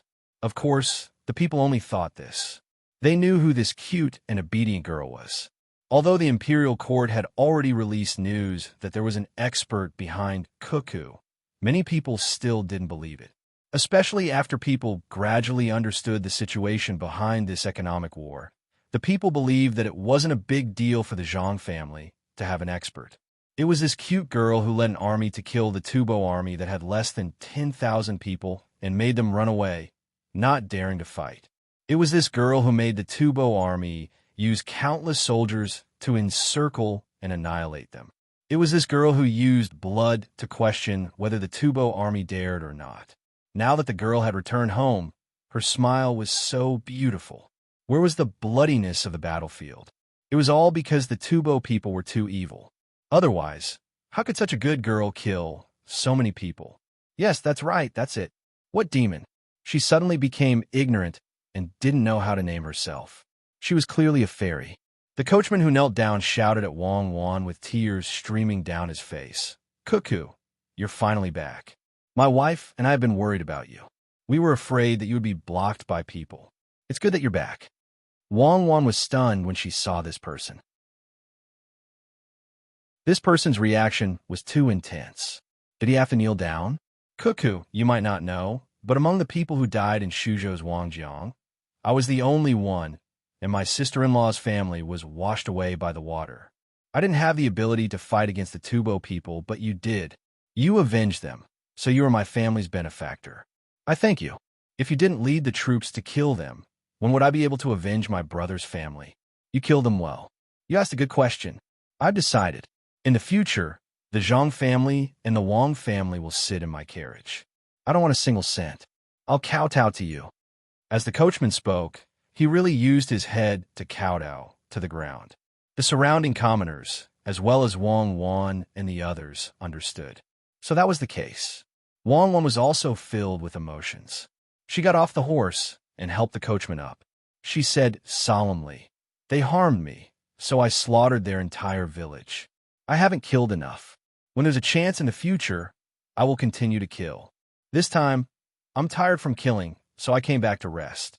When the imperial court really mobilizes troops against the Tubo people, I will lead the troops out." When the cavalrymen heard Wang Wan's words, they also shouted, "Kill, kill." The moment the cavalrymen shouted, they immediately gave off a different feeling. This was a person who had truly returned from the battlefield. There was a faint smell of blood on their bodies. The kind of gaze made people not dare to look straight at them. Old Man Pai and the other two were also among the troops. They finally brought the people back. More than 15,000 soldiers had successfully crossed over the snowy mountain. Although more than 100 of them had fainted, they were still carried back. Along the way, there were charcoal fires to keep them warm, and no one froze to death. At the beginning, the three old men hugged and kissed the two little fellows who had made great contributions. Speaking of which, it was strange. The two little fellows who had frightened the Tubo people to such an extent seemed to have changed into another person when they returned to the Great Tang. They were completely unlike the other soldiers who had yet to recover from the battle. They did not know how the two little fellows did it, but the more they acted like this, the cuter they looked. When they thought about it carefully, they felt a chill from inside out. This showed that when the two little fellows killed the Tubo people until their corpses were piled up like mountains and rivers of blood flowed like rivers, they did not treat the Tubo people as people at all. After all, those were human lives that were taken one after another. Just thinking about how tragic it was when they killed the Tubo people made them feel terrified. Could the little fellows be so cold-blooded? However, after Cuckoo said this, the three old men relaxed.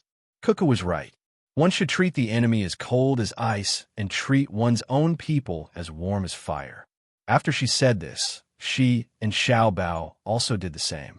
Along the way, she even cooked a few meals for Old Man Pai and the other two.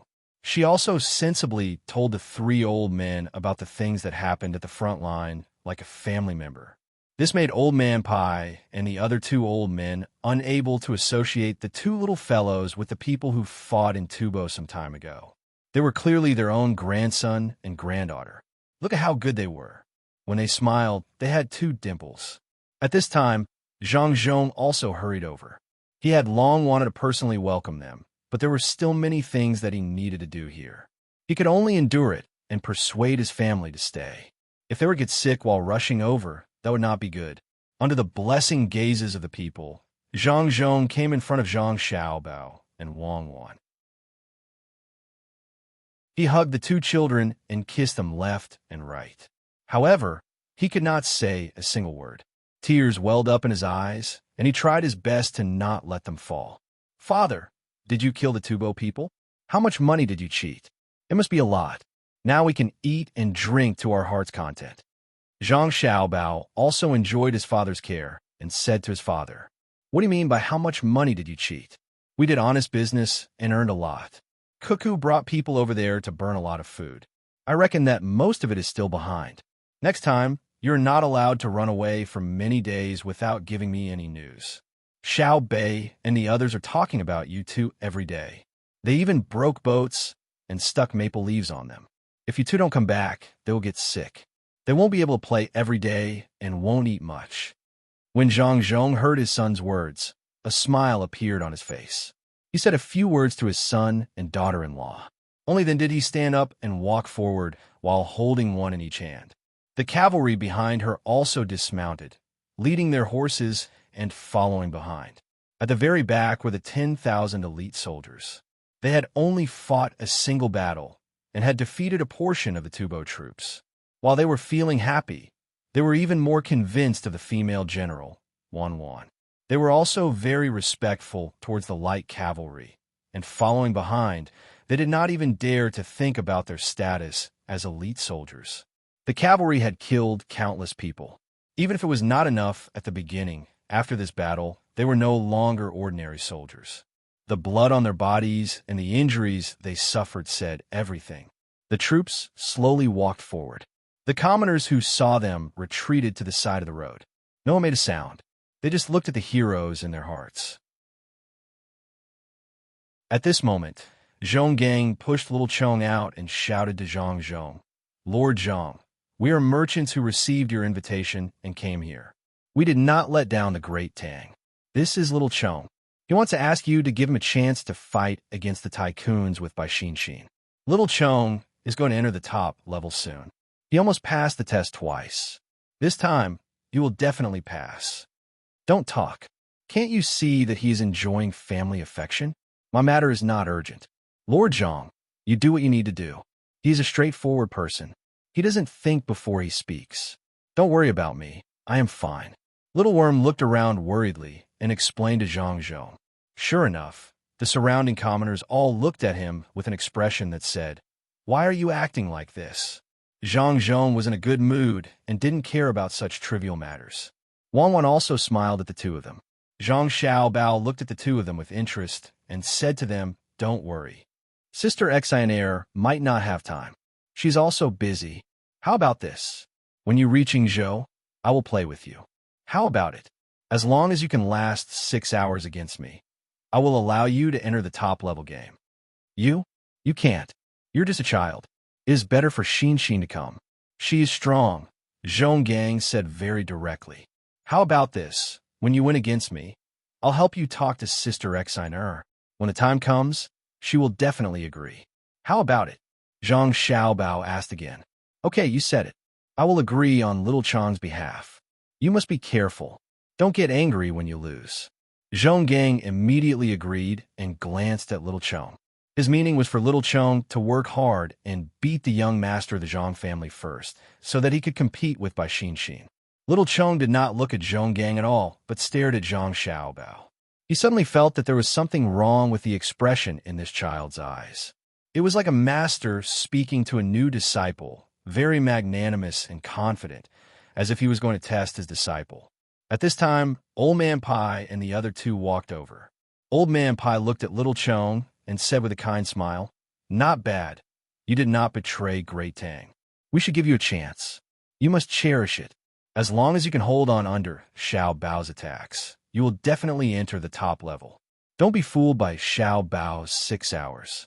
Under that kind of speed, if you can hold on for 2 hours, you will be qualified to enter the top level. If you can really hold on for 6 hours, there will be a place for you in the top 10. Ah, you are? You're telling the truth? He's that good? I know who you are. No wonder you look so familiar. You are Sir Bai, and I have your portrait. Could he be more powerful than your granddaughter?" Zhong Gang said quickly. Old Man Pai shook his head and left with a smile. Old Man Yao also said to Little Chong, "Work hard. You must cherish this opportunity. Don't look down on anyone, or else you will regret it. You will understand after the competition." "Not bad, young man." Old Man Chong patted Little Chong's shoulder and left after giving him a word of praise. The trio's words stunned Zhong Gang, and at the same time, stunned Xiao Chong. Watching the procession gradually disappear into the distance, Xiao Chong thought for a moment and then muttered softly, "Could it be that this little young master of the Zhang family is even more powerful than Bai Xin? Hold on for 6 hours? I am someone who is about to enter the top level. Even young Master Song can't defeat me in 6 hours, right? Could it be? Could it be? No, this is definitely impossible. I don't believe it. Little Chong, what are you saying? Why don't you believe it?"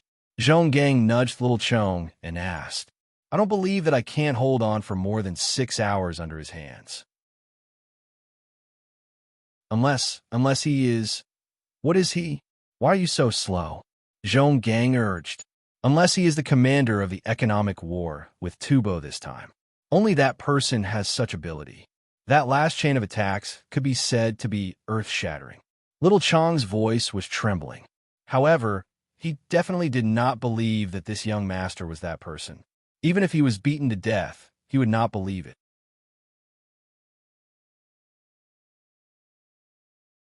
Chapter 650. The mountains were continuous, and the water was gurgling. When they met after returning, there was no need to mention how much they missed each other. The trees were curved, and the wind blew continuously. When people stood in front of them, the clouds were on the horizon. Xiao Bao and Cuckoo were pulled along by Zhang Zhong as they walked back unhurriedly. Behind them were the light cavalrymen who were leading the horses, as well as the remaining 9,000 elite soldiers who were defeated in just one battle. The originally busy commoners weren't in a hurry to do their own things. They also followed at the back of the group, hoping that they could do something to help. They all knew that they didn't have to worry about Tubo invading the border. At least within 3 years, Tubo wouldn't be able to recover. This time they were crippled. It wasn't that they lost a lot of soldiers, but that their morale was destroyed. After traveling for 2 hours, they arrived at the mountain entrance to Wing Province Prefecture. What entered Zhang Xiaobao and Wang Wan's eyes was a paved road. The middle of the road was paved with stones, and the two sides were complemented by cement. The cement road was for pedestrians to walk on, and the middle was for horses to run on. There happened to be a group of merchants in front of them. There were also many commoners helping to transport the goods. Just now, there were already people who took the small path to deliver the news in advance. Each and every one of them stood in place, not daring to block the way, so as not to delay the hero's return home. If the dozens of big merchants here were to join forces, they could once again shake up Jianan Province's stable economic environment like the Tubo people. However, none of them appeared to be complacent. Even their voices were very soft. This time, it wasn't because of Zhang family and Wang family's financial resources. It was all because of Cuckoo, the great general who had fought in Tubo for thousands of miles without a single defeat. For the sake of the commoners, she had slaughtered countless Tubo soldiers. It would be a lie to say that they weren't afraid. If by any chance someone blocked her path, the little child's temper flared up. Who would care about who you were? Perhaps she would flip over and get on the horse, letting you personally experience the power of the cavalry's charge. However, when Zhang Zhong held his son and daughter-in-law in each hand and walked over, many of the merchants rubbed their eyes. Could the little girl who was skipping and jumping as she walked be the demoness who killed Tubo, who had 4 times the military strength of the Tubo people, and didn't dare to move lightly? She didn't look like it. She didn't look like it at all. She was clearly a carefree little girl next door. If it wasn't for the tattered flag fluttering behind her back, who would have thought that this girl would still have a smile on her face when she killed? As Wang Wan approached, the merchants tacitly took a step back to show their modesty. When Cuckoo nodded and smiled, the merchants also responded with what they thought was the most sincere smile. They were worried that if their expressions were wrong, they would be killed on the spot by the light cavalry behind them. There was no need to doubt whether they dared to do so. The soldiers who had returned covered in blood and had yet to fully adapt to the situation only had the dignity of a general in their hearts. They did not care about anything else. Axes, pickaxes, I'll unload the goods from the truck. You guys load them up and help me share the load. Quick. A person in the crowd who was pedaling a tricycle said to the 2 people next to him. He began to dump the goods. The tricycle was designed with the function of flipping. With a press and a tilt, all the goods on the tricycle were dumped onto the ground. Oh, you want to pay for it? The goods are spoiled. The owner should take action.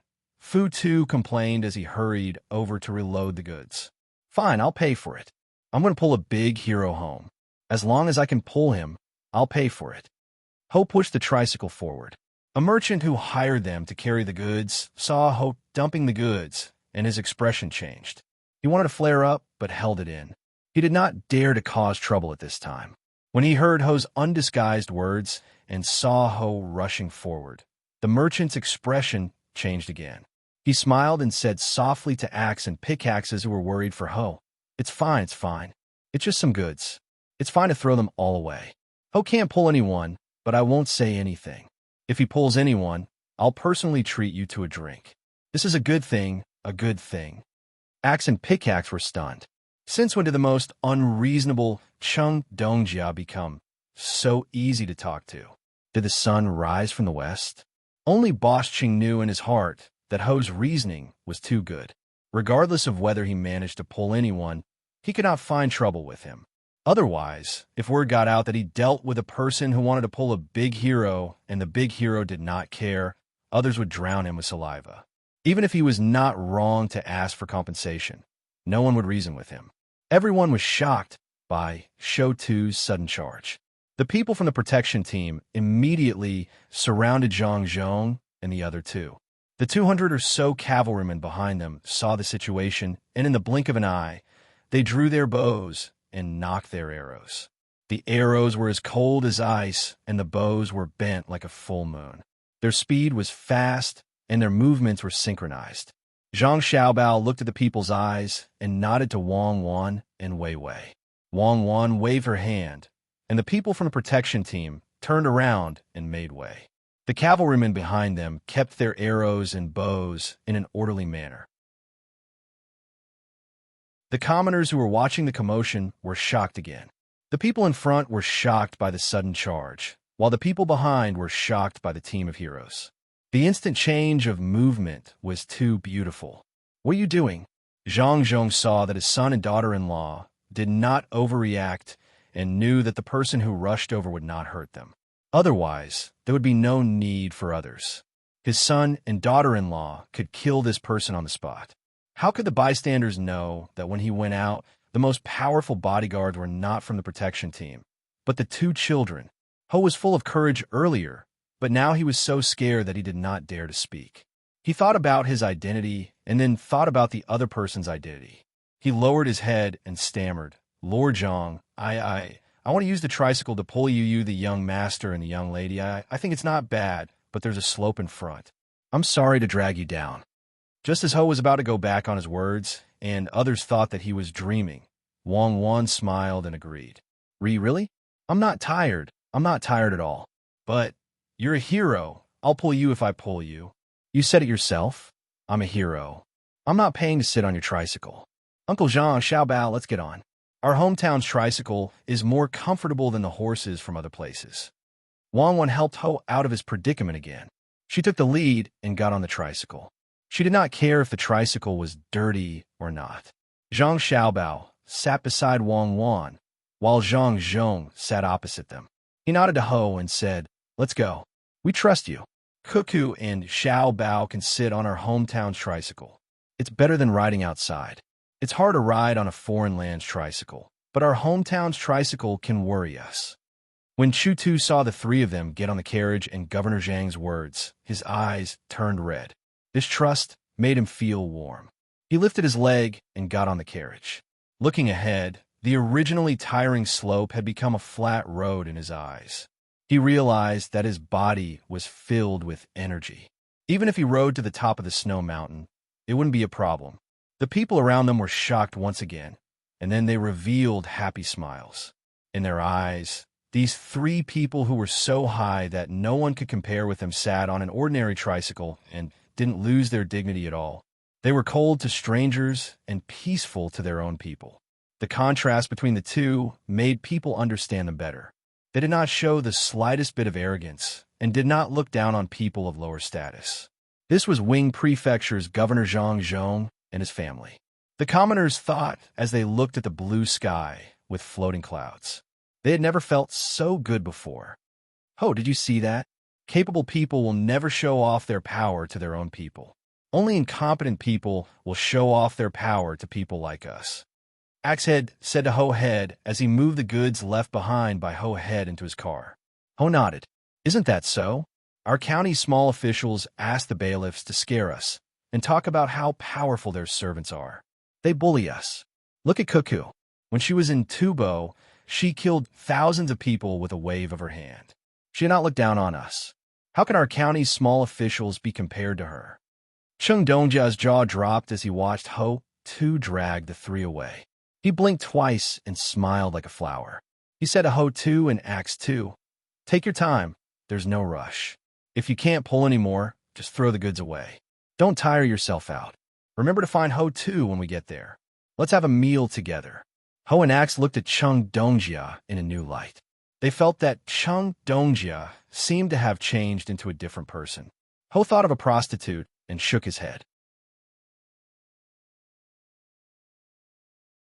She said something about using a large gear to drive a small gear on flat ground and a small gear to drive a large gear on difficult terrain.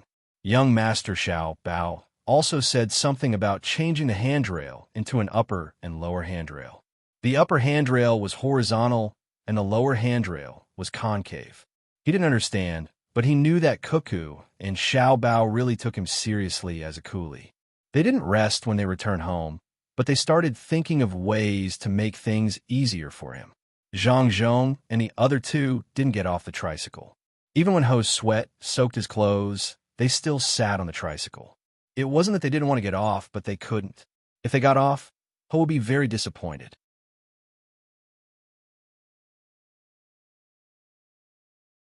Chapter 651. When Xiao Bao and Cuckoo saw Xiao Bei and the rest, Xiao Bei and the rest also saw the brothers and sisters in the car. They held hands and rushed forward, tumbling as they ran. Xiao Bao and Cuckoo finally couldn't sit still. They jumped down from the car, ran to the front, and squatted down to kiss each and every one of them. Xiao Bei's eyes were red as he threw himself into Xiao Bao's arms.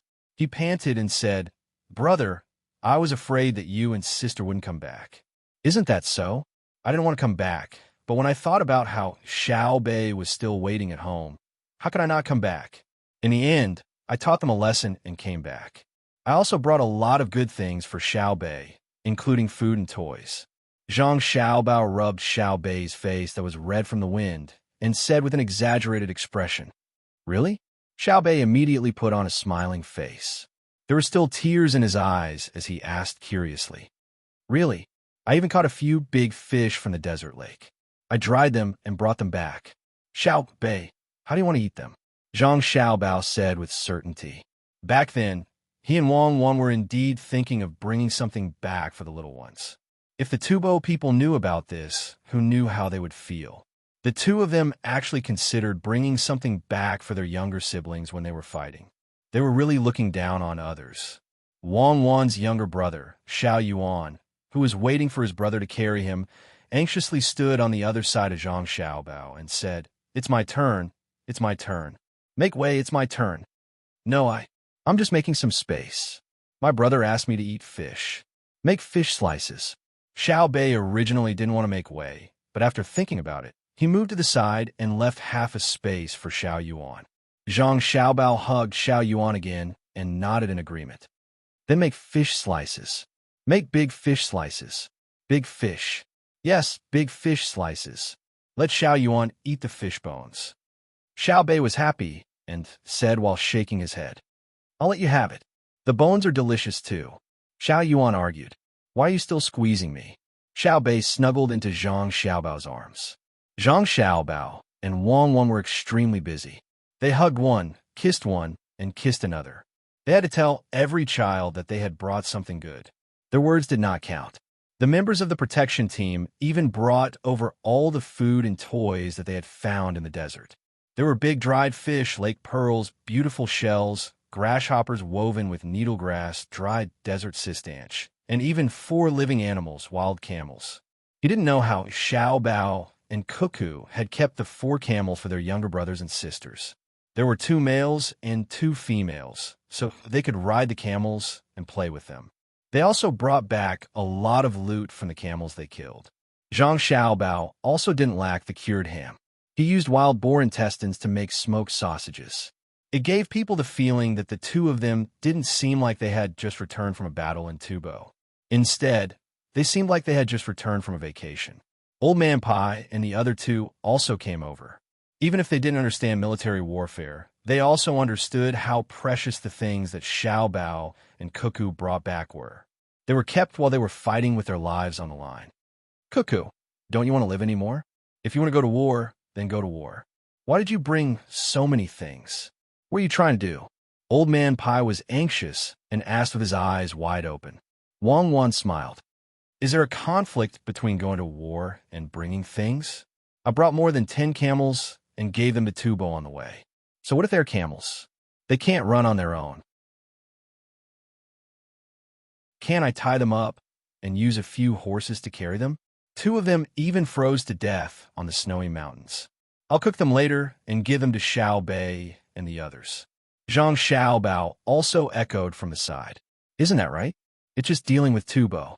There's no need to be so serious. I'll cook the camel humps tomorrow. Everyone try it. That's right. Try it. Xiaofei didn't know what it was like to bring a burden like camels to war. He also chimed in. Zhang Zhong watched from the side and thought that Xiao Bei and the others weren't worried about their brother and sister in vain. These two kids were too bold. It seemed that they dared to do anything and could do anything. Just to bring back something fun for Xiao Bei and the others, they actually took such a big risk and really faced the Tubo army. They could do whatever they wanted. Old Man Pai was speechless for a moment. He felt that he should release the news of Cuckoo and Xiao Bao's gifts to Tubo. Through these things, they would inform Tubo. Do you see? This is the commander-in-chief of Izhou's logistics camp, Cuckoo. She sneaked in and ambushed you while you were surrounded. She even brought camels for her younger brothers and sisters to play with. Should the army that was preparing to intercept Pengzhou withdraw or not?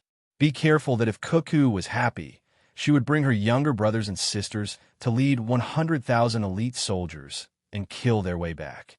Chu Tu, who was pulling the carriage, also saw the scene of Xiao Bao and Cuckoo reuniting with their family.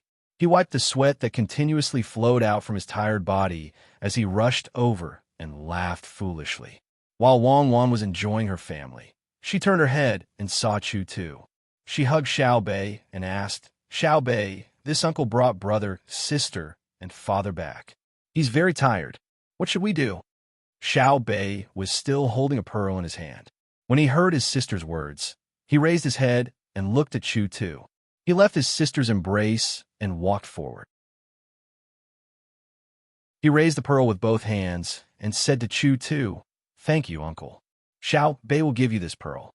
Chu Tu didn't expect such a young child to be so sensible. He wanted to take the pearl, but he knew how precious it was. He wanted to refuse, but he couldn't face Xiao Bei's expectant gaze. He sweated even faster and said nervously, I don't want money. I'm willing to pull. In the future, as long as Little Master and Little Miss want to sit in my carriage, I'll pull. Take it. This isn't money. It's Xiao Bei's gratitude and blessing. In the future, if you encounter a problem that you can't solve, take this pearl out. Old Man Chong was more direct. He lifted Xiao Bei up and let Chu Tu take the pearl. When Ho Tu obediently took the pearl, he still didn't fully understand the value of the pearl. Xiao Bei was the youngest princess of the two families. How could the blessing she gave be treated lightly? The meaning behind it was too great. Not to mention ordinary people.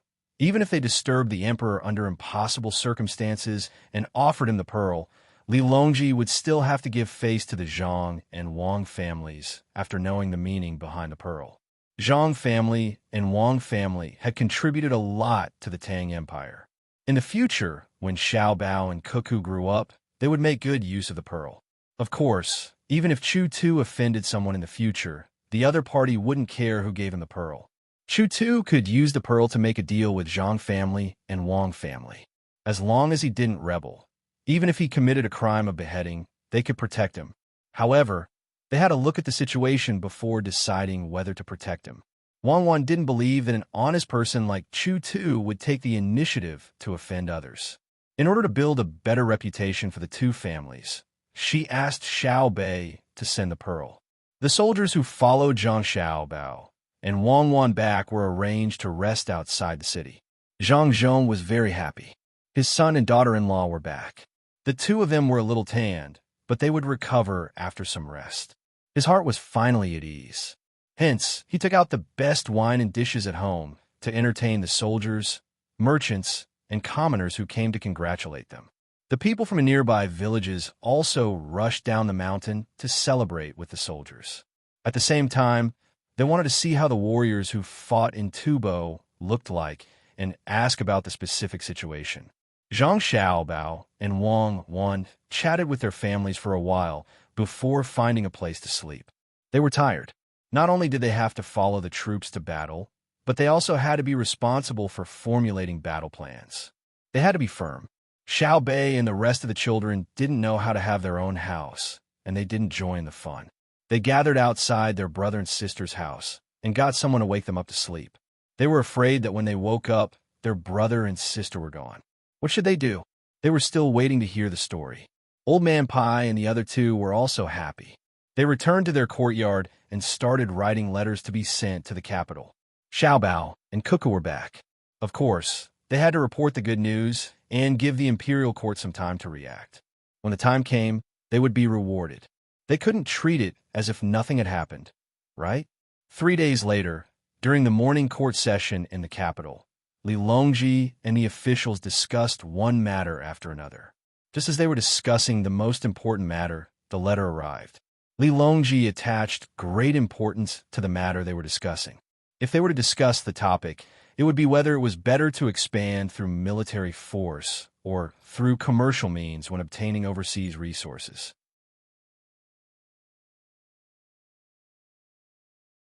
It was very noisy. Li Longji listened from above. The more he listened, the more annoyed he became. He patted the armrest of the luxurious chairs sent by the Zhang family and said, "If you really can't think of a solution, ask the Zhang family." The officials didn't know what to say for a moment. At this moment, Gao Lisher saw the hand gesture from his subordinate and said to Li Longji, "Your Majesty, there's news from Wing Prefecture. You're tuning in to the Romance Rendezvous YouTube channel. We're so grateful for your support, and don't forget to subscribe to join us on this incredible journey through captivating stories. Your generosity through donations truly makes a world of difference, as it's the primary source of revenue that allows me to expand and enhance this channel for you. Thank you from the bottom of my heart for being a part of this adventure.